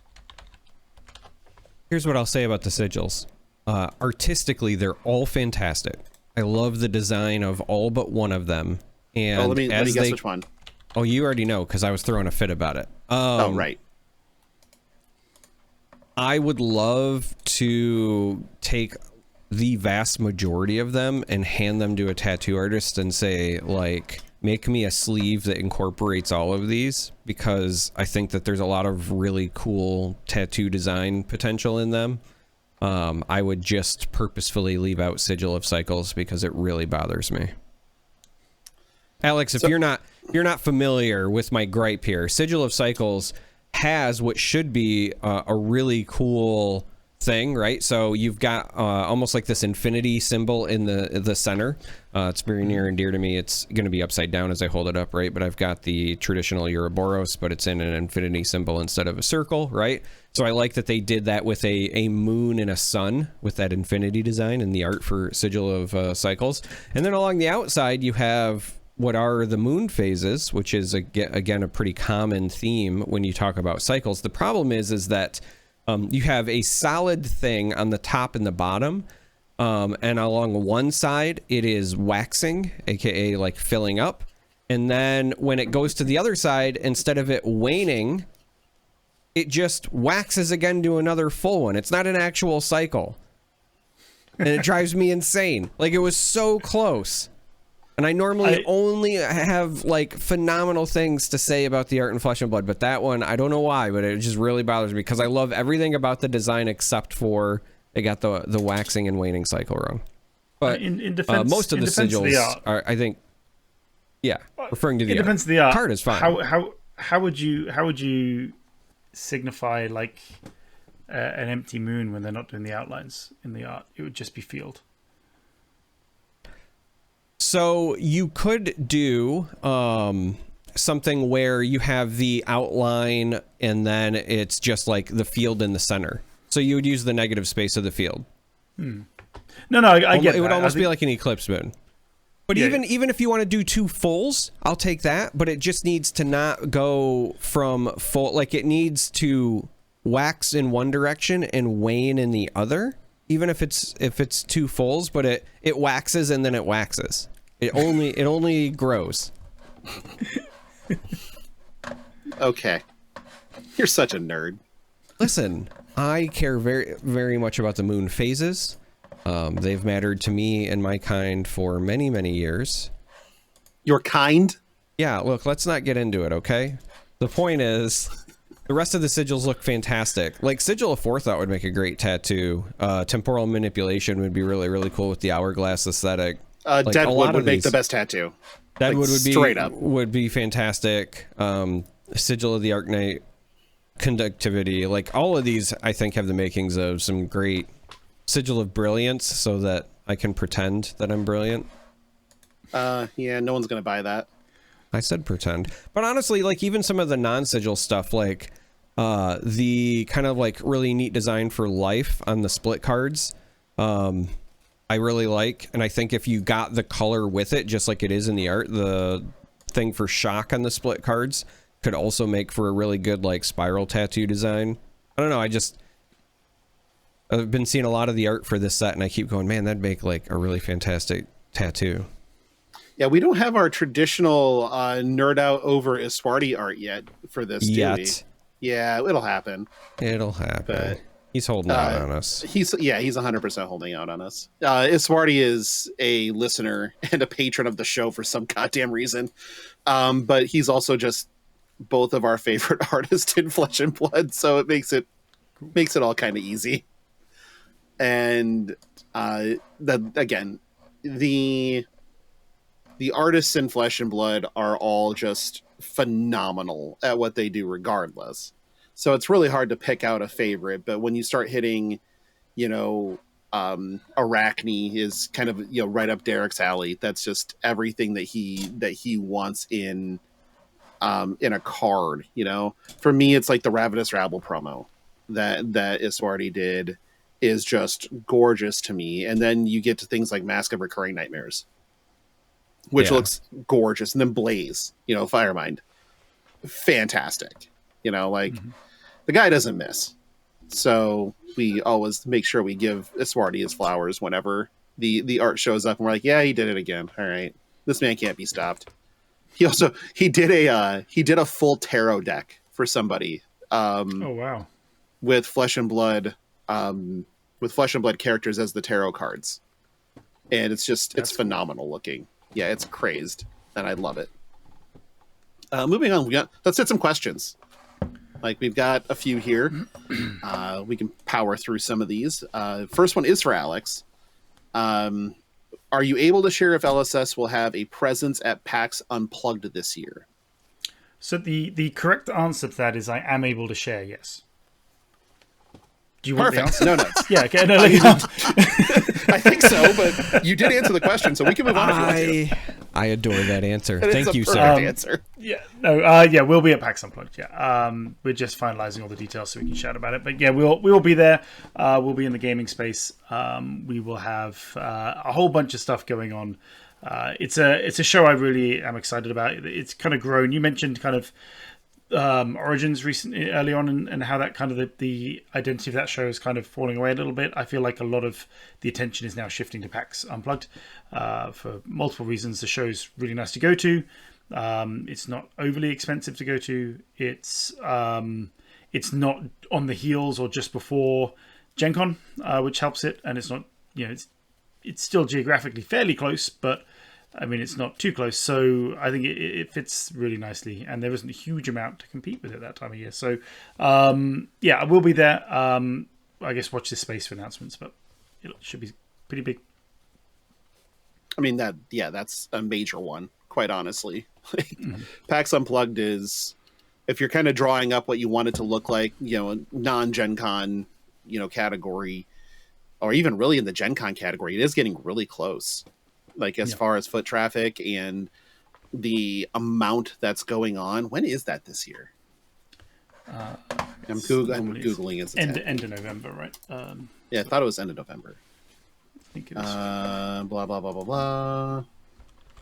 Google is easy. Oh, it's December 6th through 8th. Oh, there you go. Yeah. So it's the weekend before Calling Chicago. So okay. Gonna be at Calling Chicago because you might as well stay in the States at that point. It'll be a fun one.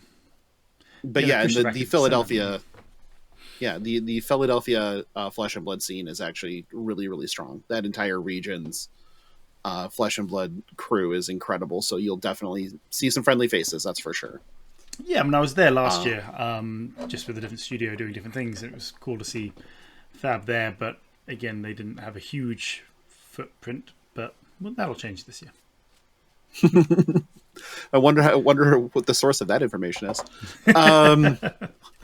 Moving on, the next one's from Jeffo, who is our merch person and also just good friend. He said, "Can you ask Alex if they are seeing a good response to Learn to Play booths? They are so inviting. Love the look of them, and usually busy every time I see one." Well, great. I'm glad that's the impression it's giving, which is good. The Learn to Play processing, I kind of touched on this, I guess, earlier, is we've gone through an evolution of what that journey is. And with the First Strike decks, we now have what I think is I would call it complete, because we're always going to evaluate and change and tweak things a bit. But we have a really nice, clear kind of pathway now to take players on. And the booth really does have that glow and kind of almost an aura around it, that you kind of the bugs to a bug zapper kind of vibe going on. So if we can keep that kind of, what's that over there? Like, you can normally spot it around a hall. That's what I quite like. And even if you just spot that bit that's on the top, it kind of just a little bit higher than a lot of other people. We kind of, it's actually quite interesting. So I've been doing conventions for quite a long time now, and depending on where you are in the world, they have different restrictions on how high you can go without a structural engineer coming and checking and things like that. And the general safe rule is 8 foot or 2.4 meters, and you're fine. So the booth was set to that height plus that little plaque that sits on top. And in most shows, that's fine. But shows like Gen Con and Essen Spiel, where like they build much higher, it won't stand out quite the same way, but by having a backlight and a glow, it still has that. It's going to catch the corner of your eye as you're walking around the show. So we're really happy with how that functions, but we're going to be adding more verticality hopefully in the future, and even fancier, brighter stuff to bring the moths over. Moths to a flame. Come get your stuff. Yep. I just want to say that I really appreciate that he also put in the meters and didn't leave it to just the freedom units. Well, not freedom units. Don't get me started on that. But so on that, like, I'm going to segue now.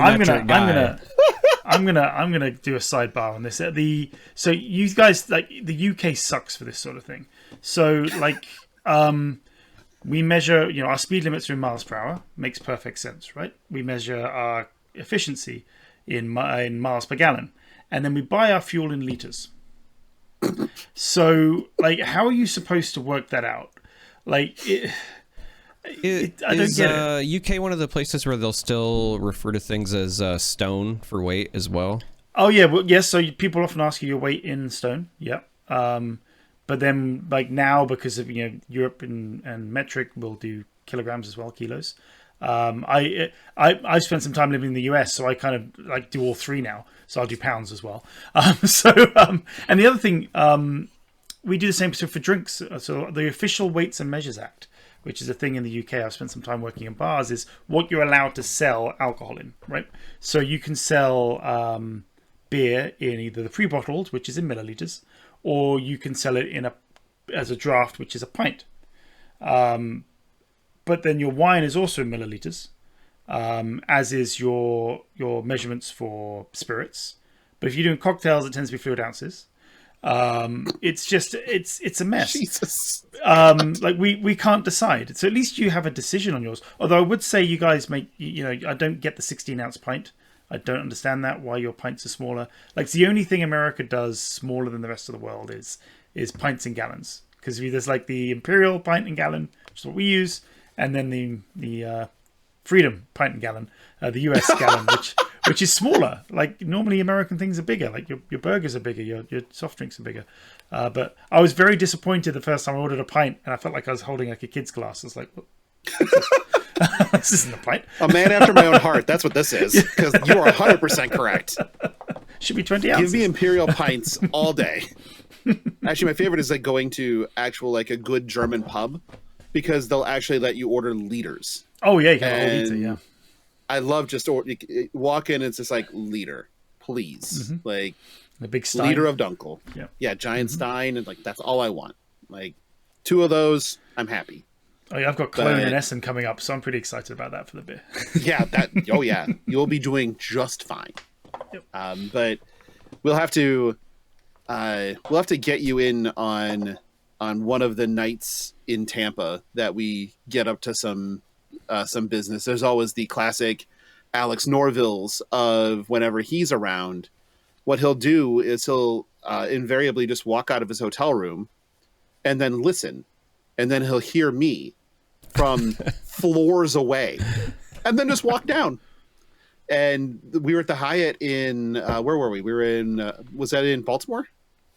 I believe it was in Baltimore. Yeah. And we're down at the bar with us and a few other people, or the hotel bar, and Alex's room is on the 3rd floor or 4th floor. And he just poked his head out, heard us, and he's just like, "Oh, okay." And this came down. It's like, "Oh, how'd you know we were here?" "I heard you from the 4th floor." "Oh, okay." Sounds great. That's the type of stuff we get up to whenever we're kind of in a gaggle of the larger flesh and blood family, and it really is very familial. It's when we all get together, and it's time to get up to some utter shenanigans. But and welcome to the club. It's a lot of fun. Sometimes there's cake. But there's always booze. Next question is from Blaze Storm, a valued member of the Patreon. Have to make sure that we always get that. With the new powers running around in Blitz, do you think any top of the chart heroes will LL this skirmish season? That depends. I was looking at the spreadsheet for available points the other day because I am a nerd, and the math said that there is a real chance that Zen LLs in week 1 from where he sits right now. That might seem just highly unlikely, but if you've played against the deck in Blitz, you might just agree with me, because there are no bans for that deck in Blitz. All 3 colors of Bonds of Agony or Bonds of Ancestry are legal. Bonds of Agony is 2, but can't be played in that deck. Yeah, that's bad news. It goes real fast. So, my guess is that you'll see Zen will go away in 1 season, and depending on how fast Zen goes away, you'll also see Briar and Dash go away. Those are the 3 I think will go. Dash and Briar are both really close already, but they might live through week 1 depending on basically the Blaze and Zen representation, because Blaze is also super good. So it's scary that watching I've been playing the Blaze Zen matchups a little bit because I'm curious how Blaze can play into Zen. And it's not good for Blaze if Zen is doing it right. Like, they can't keep enough of their hand. And effectively the Zen deck can just play 2 Arcane Barrier and it's fine. And they'll present enough damage that the Blaze can't, they have to block with too much of their hand. They can never kind of come back with enough to make a big enough dent.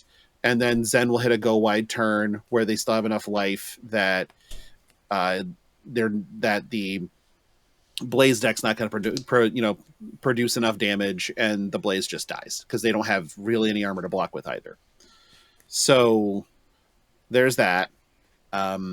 Blaze is probably the most beatable in Blitz that a wizard has felt outside of the Emperor, but it's still really good. So I think Blaze is going to put a big mark on there too. But if I was going to pick decks that go away, it's Zen, Briar, and Dash. I'm staring at Derek. I love staring at Derek, but yeah, I'm gonna go with Zen and Briar. I feel like Dash is a good deck, but I just feel like it's got too much going against it this season. Because while it's close to Living Legend, Dash isn't. And maybe this is my fault. Maybe I'm just not giving her the respect she deserves. But Dash doesn't strike me as even like a top 10 list in Blitz right now. I think a lot of those Living Legend points are like historically from previous metas and previous seasons, and being close is, I mean, it's I guess worth raising the caution flag, but I don't know. I would be surprised unless something drastically changes after Zen leaves. But after Zen leaves, I expect more people to like double down on Blaze. I've seen a lot of people still playing playing Arachne. Like there's other decks that I would worry about. So she's close, but I don't know that she's close enough that she actually leaves personally. My thought process is if Zen and Briar are both gone before the last weekend of the season, Dash becomes the next best aggro deck. And from there, Dash probably picks up enough points. But we'll see. Like, it's complicated. But I can still see a path for it to happen. So I'm going to say those three. You still think Dash is better than Blaze? KO, Emperor. Blaze isn't an aggro deck. Blaze is a wizard. Sure, but I think that I would rather. I mean, I would say the same thing about Emperor, though, right? But I think that Emperor I think the skill cap on Emperor is actually quite high, and that does impact it.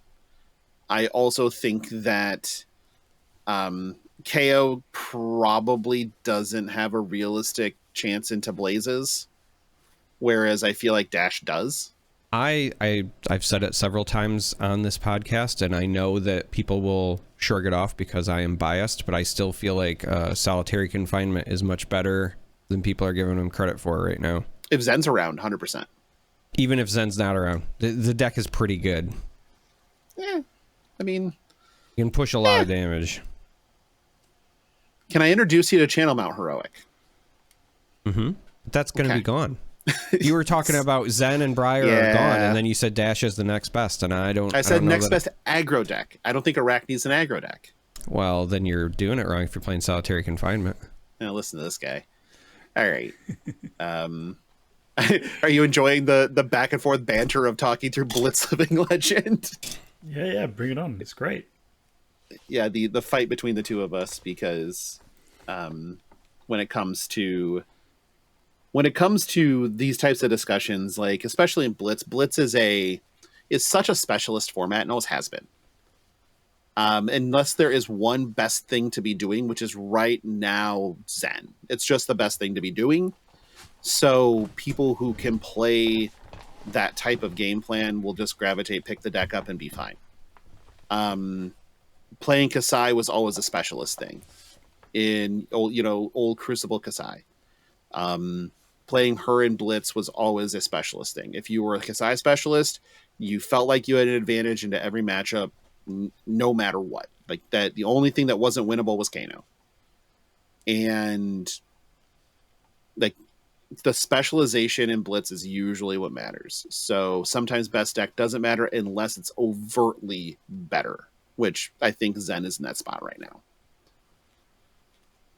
now. Moving on. Paxanas had provided a lot of questions because he just got on one when we didn't give him valued member status of the Patreon or some shit. He just kind of went off the deep end. And you know what?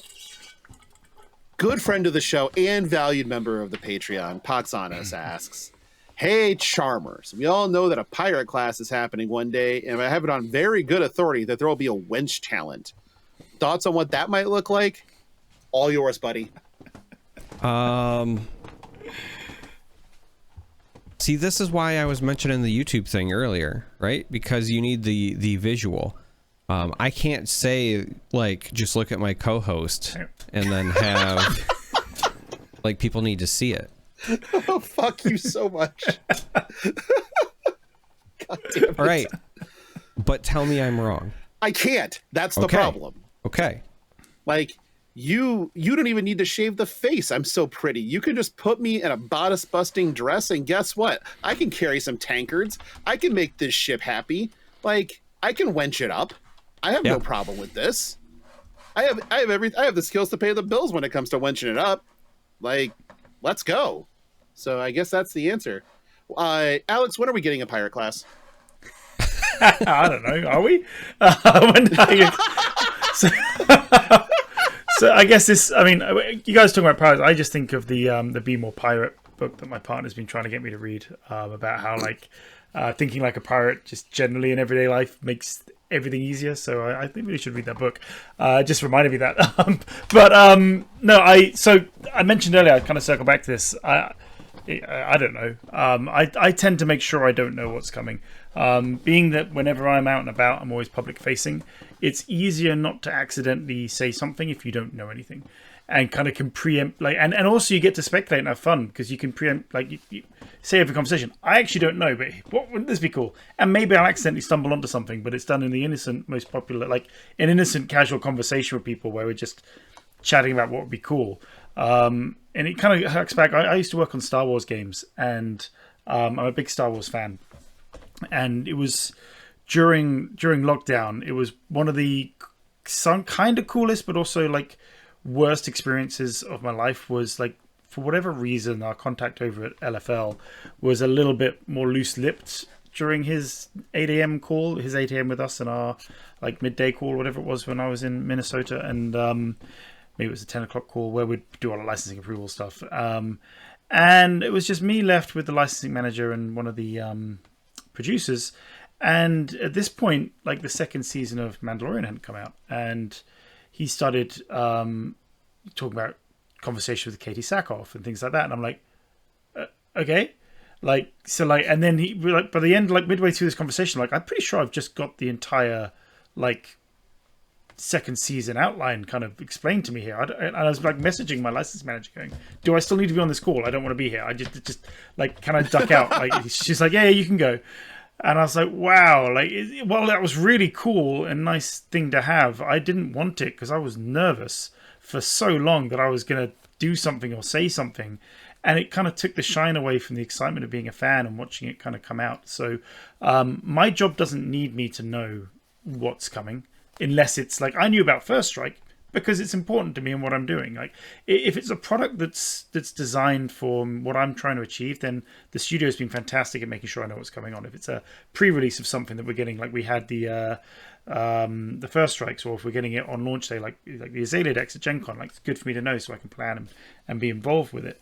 And that's great, but I don't really want to know anything beyond that. I want to enjoy it with you guys, and I want to not risk accidentally letting it all go because I am out there like quite a bit talking to people, and I mean it was bad enough when I left my old role and I had to not talk about the Star Wars card game, the Unlimited. I had several years of just I almost pretty much took myself out of the industry. I'm like, I could end up in big trouble if I talk about this, so I'm just gonna like go and do something else for for a while and then come back later. It wasn't the main reason for doing it, but it made it easier not to accidentally talk about it. I could speculate along with you, but I have absolutely no idea. Sounds cool though.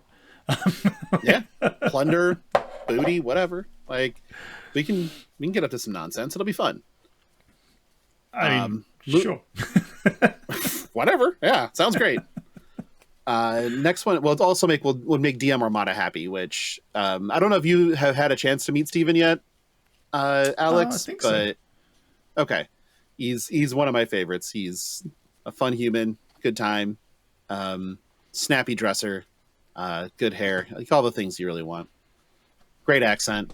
Like, honestly, he checks all the boxes. But moving on, next one is from Farcist. I noticed Charmer has an LSS hat. Where's the hat, Charmer? He's going to get the hat. Well, shit.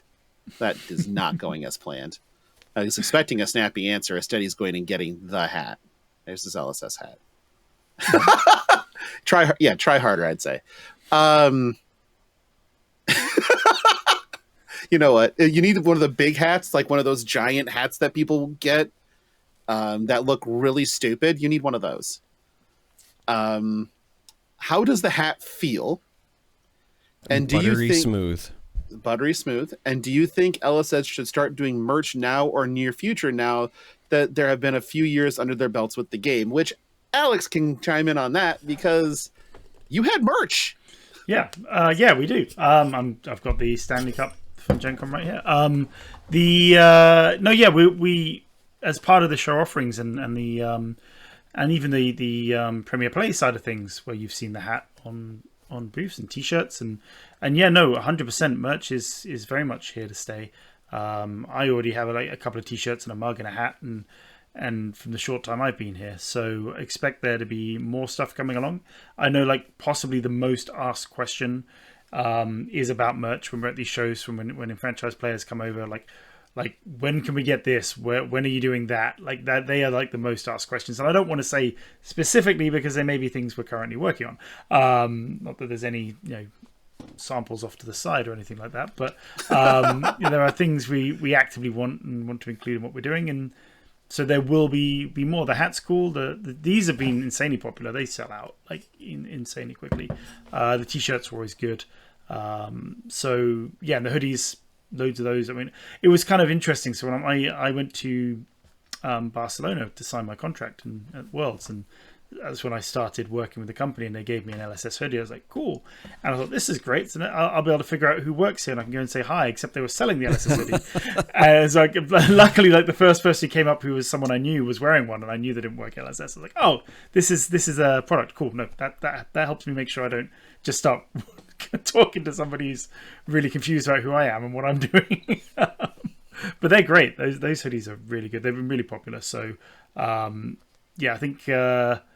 I think watch this space for the merch thing. You'd like to see more. I mean, I don't know if the question was more aimed at, is this going to be something we can get online? Because I don't know if there's any plans for that. But definitely at our events and in person, then you're going to start seeing more and more options on the merch. Yeah.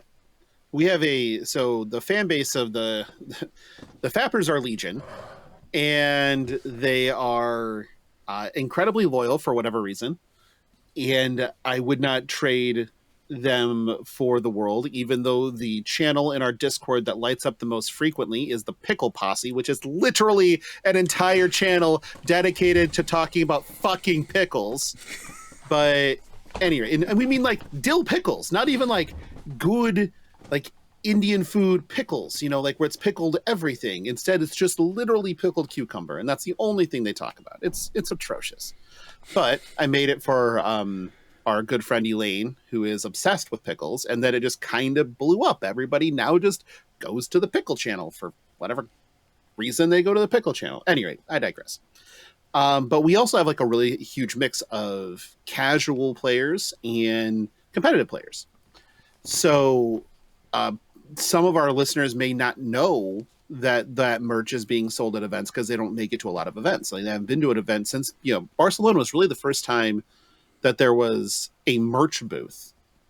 And I really know that because Derek and Armada love to talk about how much they love their Barcelona shirts that they got in Barcelona, because I wasn't in Barcelona and they're assholes. Oh, man, that was such a good bit, though. You ran that bit for 2 days. Yeah. And it was very effective. It was a great bit. Because I'm still pissy about it. Yeah, it was pretty effective. I appreciate you, Armada. Thank you for doing that. No, I mean, it was effective. It was also a lifesaver because that was the trip that I had lost my luggage, so I needed something to actually wear. I was in need of clothing. So he just became a shill for Legend Story Studios out of necessity and not out of fandom. But So I will also say, you can go back to previous podcasts and we've talked about merch items that we would like to see. I still want my class oriented shirts. So we had talked about the idea of like having a Guardian shirt, and then it might have like Bravo and Oldham and whatever, but they will either like say Guardian and then on the shoulder have the class symbol that you guys have on the website for them. Because I had said like I'd love an assassin one where I've got like Arachne, Uzuri, and New. I've seen third-party groups do the silhouette thing, and I think that is something that I'd like to see LSS do in an official capacity, because I'd also love something where like in red big is an Arachne silhouette, and then inside of that like in purple or orange or something is like Uzuri, and then inside of that in like blue would be like New's silhouette, right? And that's like the assassin silhouette shirt or whatever, stuff like that, just because people, they love their characters, and so anything that you can do to help them identify with their favorite characters is great. But doing it for every character might be rough, at least in the short term. So if you could do something more class oriented, then I think that you'll have more people feel included with like less designs needed up front, if that makes sense. Yeah. Yeah. I mean, they did I guess Pro Tour Amsterdam, you had the new Zen and Enigma shirts were there as well. So that's kind of, sounds like someone's listening to you. Trust me, we know that somebody listens to us. We have receipts. So it was the funniest one. So as in episode 142 weeks ago, I brought up doing team events in Flesh and Blood because they didn't exist yet. And then 8 weeks later, they announced team events in Flesh and Blood. I'm like, wait a second. Huh. Interesting. And there have been a couple examples since then, but again, that's back to the whole, I think they listen to the community. I also think that a lot of the people that have a say in this are also community people, and they have the same types of wants and desires that we would have, as far as knowing what would work in the game and what wouldn't, and what would be popular and what people would want to do. And so I don't think it's that they necessarily are taking cues from us or anyone else. It's more along the lines of, these are natural things that if you are in tune with what a community would want, it would make sense to do. So while the running joke of they listen to us but don't love us will continue to go, I understand it's not exactly that. Or it is. Whatever. Either way. It's really hard to say that when we have members of Legend Story Studios staff come on our show that they don't enjoy us. But moving on, last question. This one's from Sergeant Swanson. I need to apologize because as I was in email today, which I check religiously for our show, I was like, I haven't, maybe some, for whatever reason, something compelled me to click on the spam folder, and I find an email from one of our patrons from like 3 weeks ago. And I'm like, oh shit. Okay. And had a listener question in it. So I pulled that out. It was still fairly relevant and good, and good talking point. So Sergeant Swanson, I am sorry. My apologies. But we're getting to the question now. So question is, hey, so I've been listening to you guys for a while. Thank you. Love the work you guys do. That's very sweet of you.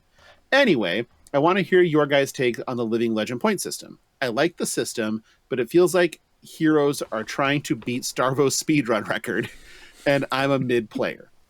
I find a hero I love to play, and I want to enjoy them for a while. With heavy hitters and Mistveil out, KO is already past the halfway point of being LL'd, and Zen already has 475. It's higher now. My girl New is already past the quarter mark on points, also higher now. I think the added amount of events all over the world, the points need to be adjusted, and if some heroes are a problem, we should, as much as I hate to say this, make more use of the ban list. This is a card game at the end of the day. I'm a player, and I understand that some cards can be too strong. For a lot of people, we know that cards get hit. I'm glad they don't ban things like Yu-Gi-Oh!, but collectors and investors will be fine. Okay. So, a lot to unpack here, but thank you. I think that the Living Legend system works as intended. And they do tweak the points. We've seen them do it. So we know that there is a knob that they have that they'll use as a control. And yes, there have been more events added, but the points have been dialed down. Sure. It does always kind of feel like with every set we're getting a hero that starts the speed run, but then abruptly stops. And Zen might not do that. Zen might just keep rocketing. But right now, I think that there's some shine, right? Like we get the new toy and we want to play with it. And so people will gravitate towards newness, kind of entirely intended for Derek's sake. And when that happens, you'll see big spikes and then levels off. And I think that's going to continue to happen, but that's part of an engaging game. Because if there was no interest in doing the shiny new thing, your set's probably not that good. You're not drawing players to that set and to those heroes. So I think this is still on the natural curve. Jury out on Zen. But I think that the Living Legend system is currently doing its job. That's my take on it. And the speed running happens in one spurt and then levels off because of the newness factor. I think that is the reason.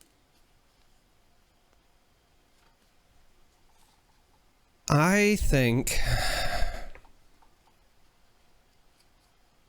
that it's also very important, and I'm actually kind of glad that you brought it up earlier. Starvo was 2 years ago, but I think that a lot of people, because it was so long ago, and honestly, some people probably weren't even playing back then because we've onboarded a lot of new players since that time period. I think people are not understanding how fast that actually was and how much faster it would have also been if they handled the Living Legend updates the way they do now. Like, it would have been even faster. It would have been 6 weeks. I know that, like, looking at Zen being like halfway there right now feels like that's massively fast, and it is for our current system, but it's still not Starvo fast. And as you said, there are still knobs and so forth that they can dial, but making a ban and restricted lists be like larger, in my opinion, is a net negative for the game. Sometimes, obviously, ban and restricted lists are very important. I'm not saying that just in general they're a net negative, but the more that you add to it, like the longer the list gets, you start to get diminishing returns on how it's balancing your game, because you're making the game less accessible. Like, it's much easier to new players or players who are just diving into competitive to give them like, hey, here's, the 3 cards that are banned versus like, here's your list of, 20 or 30 cards, which might sound ridiculous, but if you've played Magic, like, there's definitely been periods where that's been a thing. And I mean in like standard formats, not even like older formats. You go to older formats and now you're like doing calculus just to figure out if your deck is legal or not. So I think from an accessibility standpoint, but also, if I'm being honest, from a class identity standpoint, it's also more important to address heroes if heroes are problematic as opposed to class cards, because we've already seen several times in the Flesh and Blood's history, and I'm not saying that these were the wrong decisions either, but we have seen times where some classes have quote unquote paid for the sins of others. No, that's true. We know that's a thing. So I think that because this is meant to be an eternal format, and if I'm being honest, like, no other game has really done it this effectively. I think that's also something that is very easy to lose sight of. I would argue that at this stage in the life cycle of the game, no other game has been as successful at having a true eternal format as Flesh and Blood.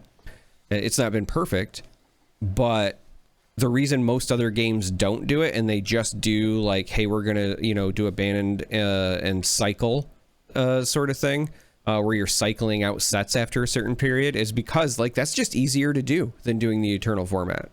It's also better for selling boxes. Like, it's also better for selling here. Yeah, it's a better business model, but from a design standpoint, it's also a whole lot easier to just worry about like this microcosm as opposed to every time you design something new, you're going back to the beginning of your game. So with all of that in mind, I would say one, it's fast, but it's not as fast as it looks. And also, if we kind of look at what precedent has been thus far and we extrapolate it, like KO came out blazing, and people were saying the same thing about KO as we are about Zen now. And now Zen is blazing. But if we get Rosetta and it turns out like Ocilia is the nuts, or Ocilio, or Ocilii, we know one of the vowels. The vowel wizard.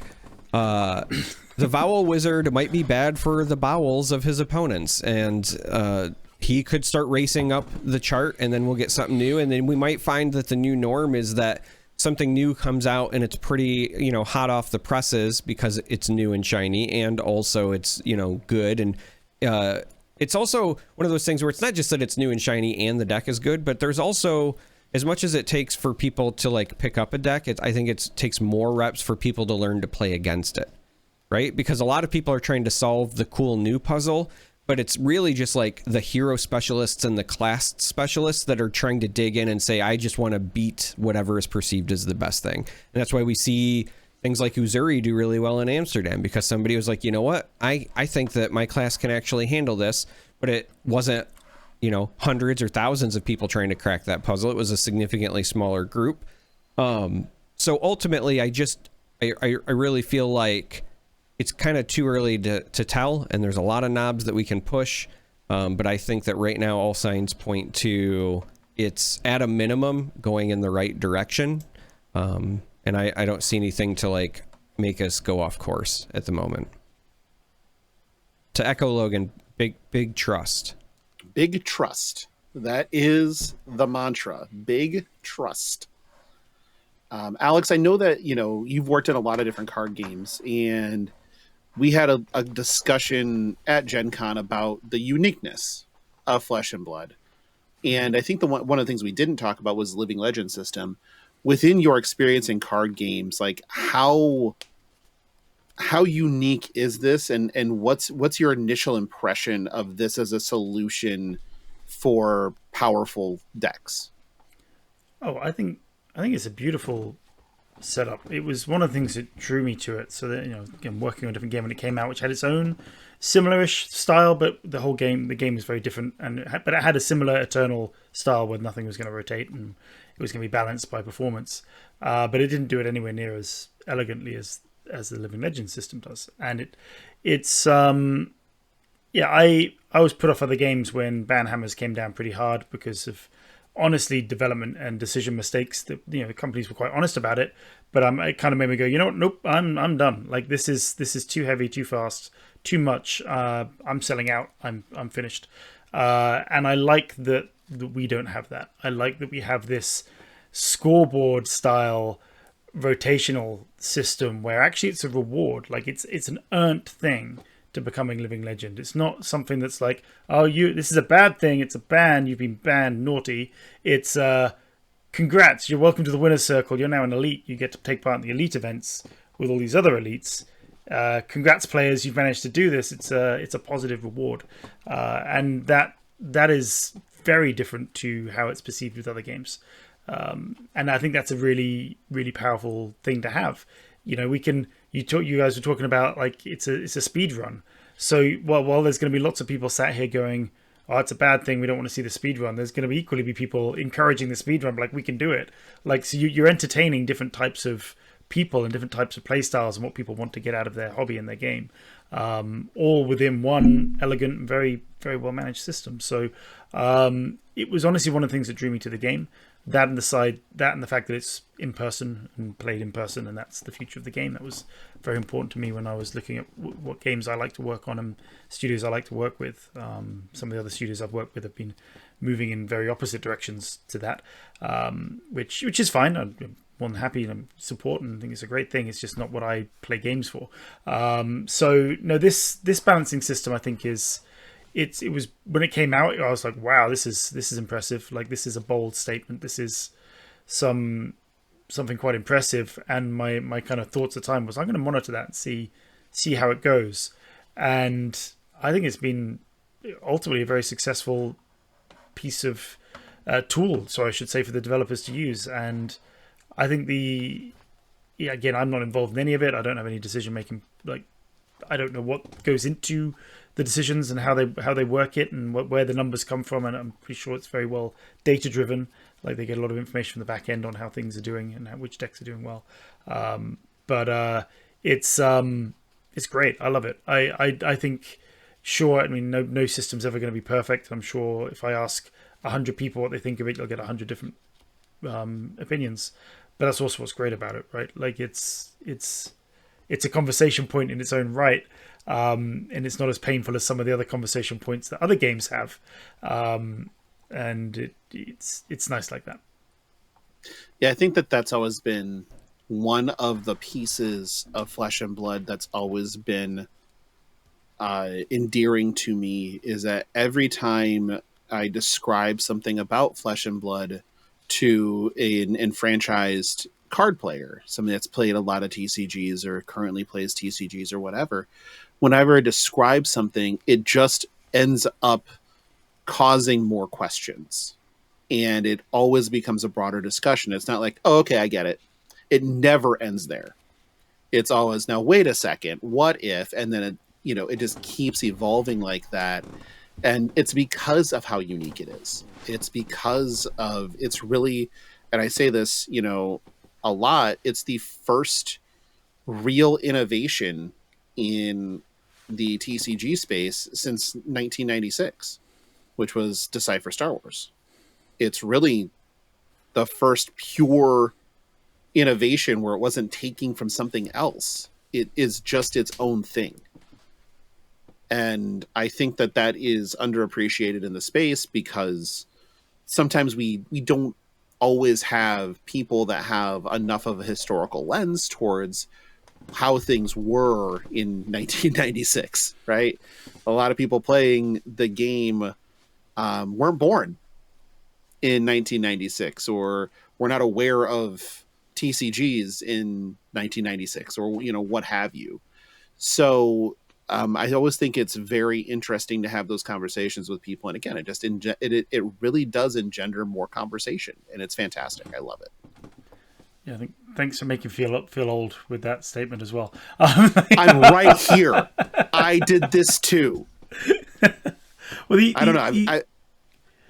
I say on the uniqueness and just something I was always found impressive about Flesh and Blood before I started working with the studio was that for the longest time it felt like new card games coming out were either tied to a big IP, and that was going to be their big selling point, they'd flash and go, or they had some gimmick that was going to be the reason to justify what they were, or even a combination of both, right? Like, I think of like Destiny as a good example of like good IP, real gimmick with that dice.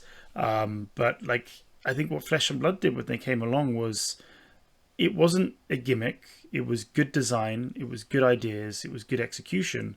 And I don't think it's by accident that we now have another Star Wars game coming out. We have Lorcana and other games that have gone, we're not going to do a gimmick. There's no dice involved. There's no unique deck. There's no kind of whatever that was going to be the gimmick to make it stand out. They've tried to basically replicate, actually, if you design a good game, you can sell it, kind of thing. And I think Flesh and Blood broke the mold a little bit with that. And I think a big part of it was a really good design here in how they handle the Living Legends system. So it was always something I admired outside looking in, and it's something I'm really proud to be associated with now moving forward. So I think the industry, when you actually look at it, did shift on the back of the success of Flesh and Blood.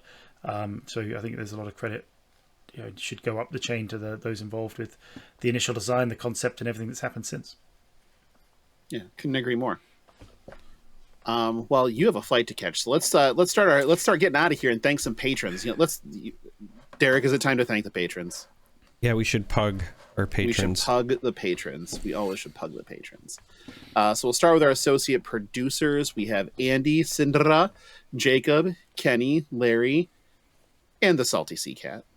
Our executive producers on Up are Alex Blazestorm, valued member of the Patreon, Dom Lance Good Thrust. Sorry, it happens every show. You just have to be ready for it. Matt Tutokes, Poxonus, Vintox, Papa Mike, Philip, Rich, and Sergeant Swanson.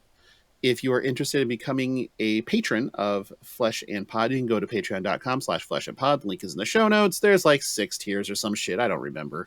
But if you pick one and you pay for it, you then can go play in the FAP After Darks, which are, yes, we have a thing called FAP After Dark. It is a thing. And it's just a live show that we do, not recorded, so we can be a little more unhinged and not necessarily have it come bite us in the ass. And we typically try to do those once a month. It's been kind of rough in the last couple months just because of travel and everything else. But I believe we're going to try to get together on Wednesday, do some weird shit with Fortnite, apparently, because reasons. And so that'll be a good time. I'll have that announcement out probably tonight still. And so again, anybody that's in a paid tier of the Patreon, you're invited to join us. Like I said, it gets really weird in there sometimes. We have producer Greg and Bryn from the Banish Zone to join us, and Charmer takes the call from in bed, and so we also have his wife guest starring on occasion. And like I said, it just continually gets weird. So it's a lot of fun. You should come and hang out. If you need to contact the show, you can reach us fleshandpod@gmail.com. You can find us on Twitter @fleshpod. You can do the one thing you should just do, and that's join the fucking Discord. I don't know how many times I have to say this. The link's in the show notes. You don't have to be a member of the Patreon. You can just click the damn thing and join. And that's where you can go hang out in the Pickle Posse and talk about pickles the entire time, because that's what everybody else does. Derek, where can they find you? You can find me in the Discord as a proud member of said Pickle Posse. You're the worst. You can find me on Twitter @thatcharmer. You can find me on Twitch and YouTube as Just Charmer. Elon just hates me, even though I do business as that and I own the domain and do all those things. He's like, no, it doesn't mean that you can have the account that's been inactive for 15 years or whatever. I don't think Elon knows you exist, right? Oh, no, he knows me very, very personally. Because he sends me hate mail. That's almost believable, as unhinged as he is. Anyway, so you heard mentions of other card games that do exist. So we cover Flesh and Blood here, and I'm a diehard fan of that. But I do also cover Star Wars Unlimited with Doa, who is also a proud member of the Flesh and Blood community. So if you're interested in that, you can check that out. But it's not required. I'm not your dad. Alex, do you have any plug whatever you got? Yeah, and I don't really have any handles or anything to hand out, but I guess I just plug to say, come if you're at any of our events and I'm there, please come and say hi. Hopefully I'm not running around and everything's all under control. If you're at PAX West, if you're down in Tampa, if you're going to PAX Unplugged or Dice Tower or any of the ones that I'm likely to be at, then please come say hi, or Essen Spiel for that matter. Please stop over and come say hi. It'd be good to chat to you. Can confirm Alex is very approachable. That's it for this week. Only 2 hours and 17 minutes, an hour short of the Josh Scott special. So we'll just call it a day from there. But thank you everybody for joining and listening. Alex, again, thank you a ton for joining. It was a pleasure. Come back and do it again whenever you want to. Open invite. So pleasure's all mine. Maybe do a year in review. There you go. Your interview sounds great. So we will talk to you all next week for episode 143, because why would I take weeks off? Bye.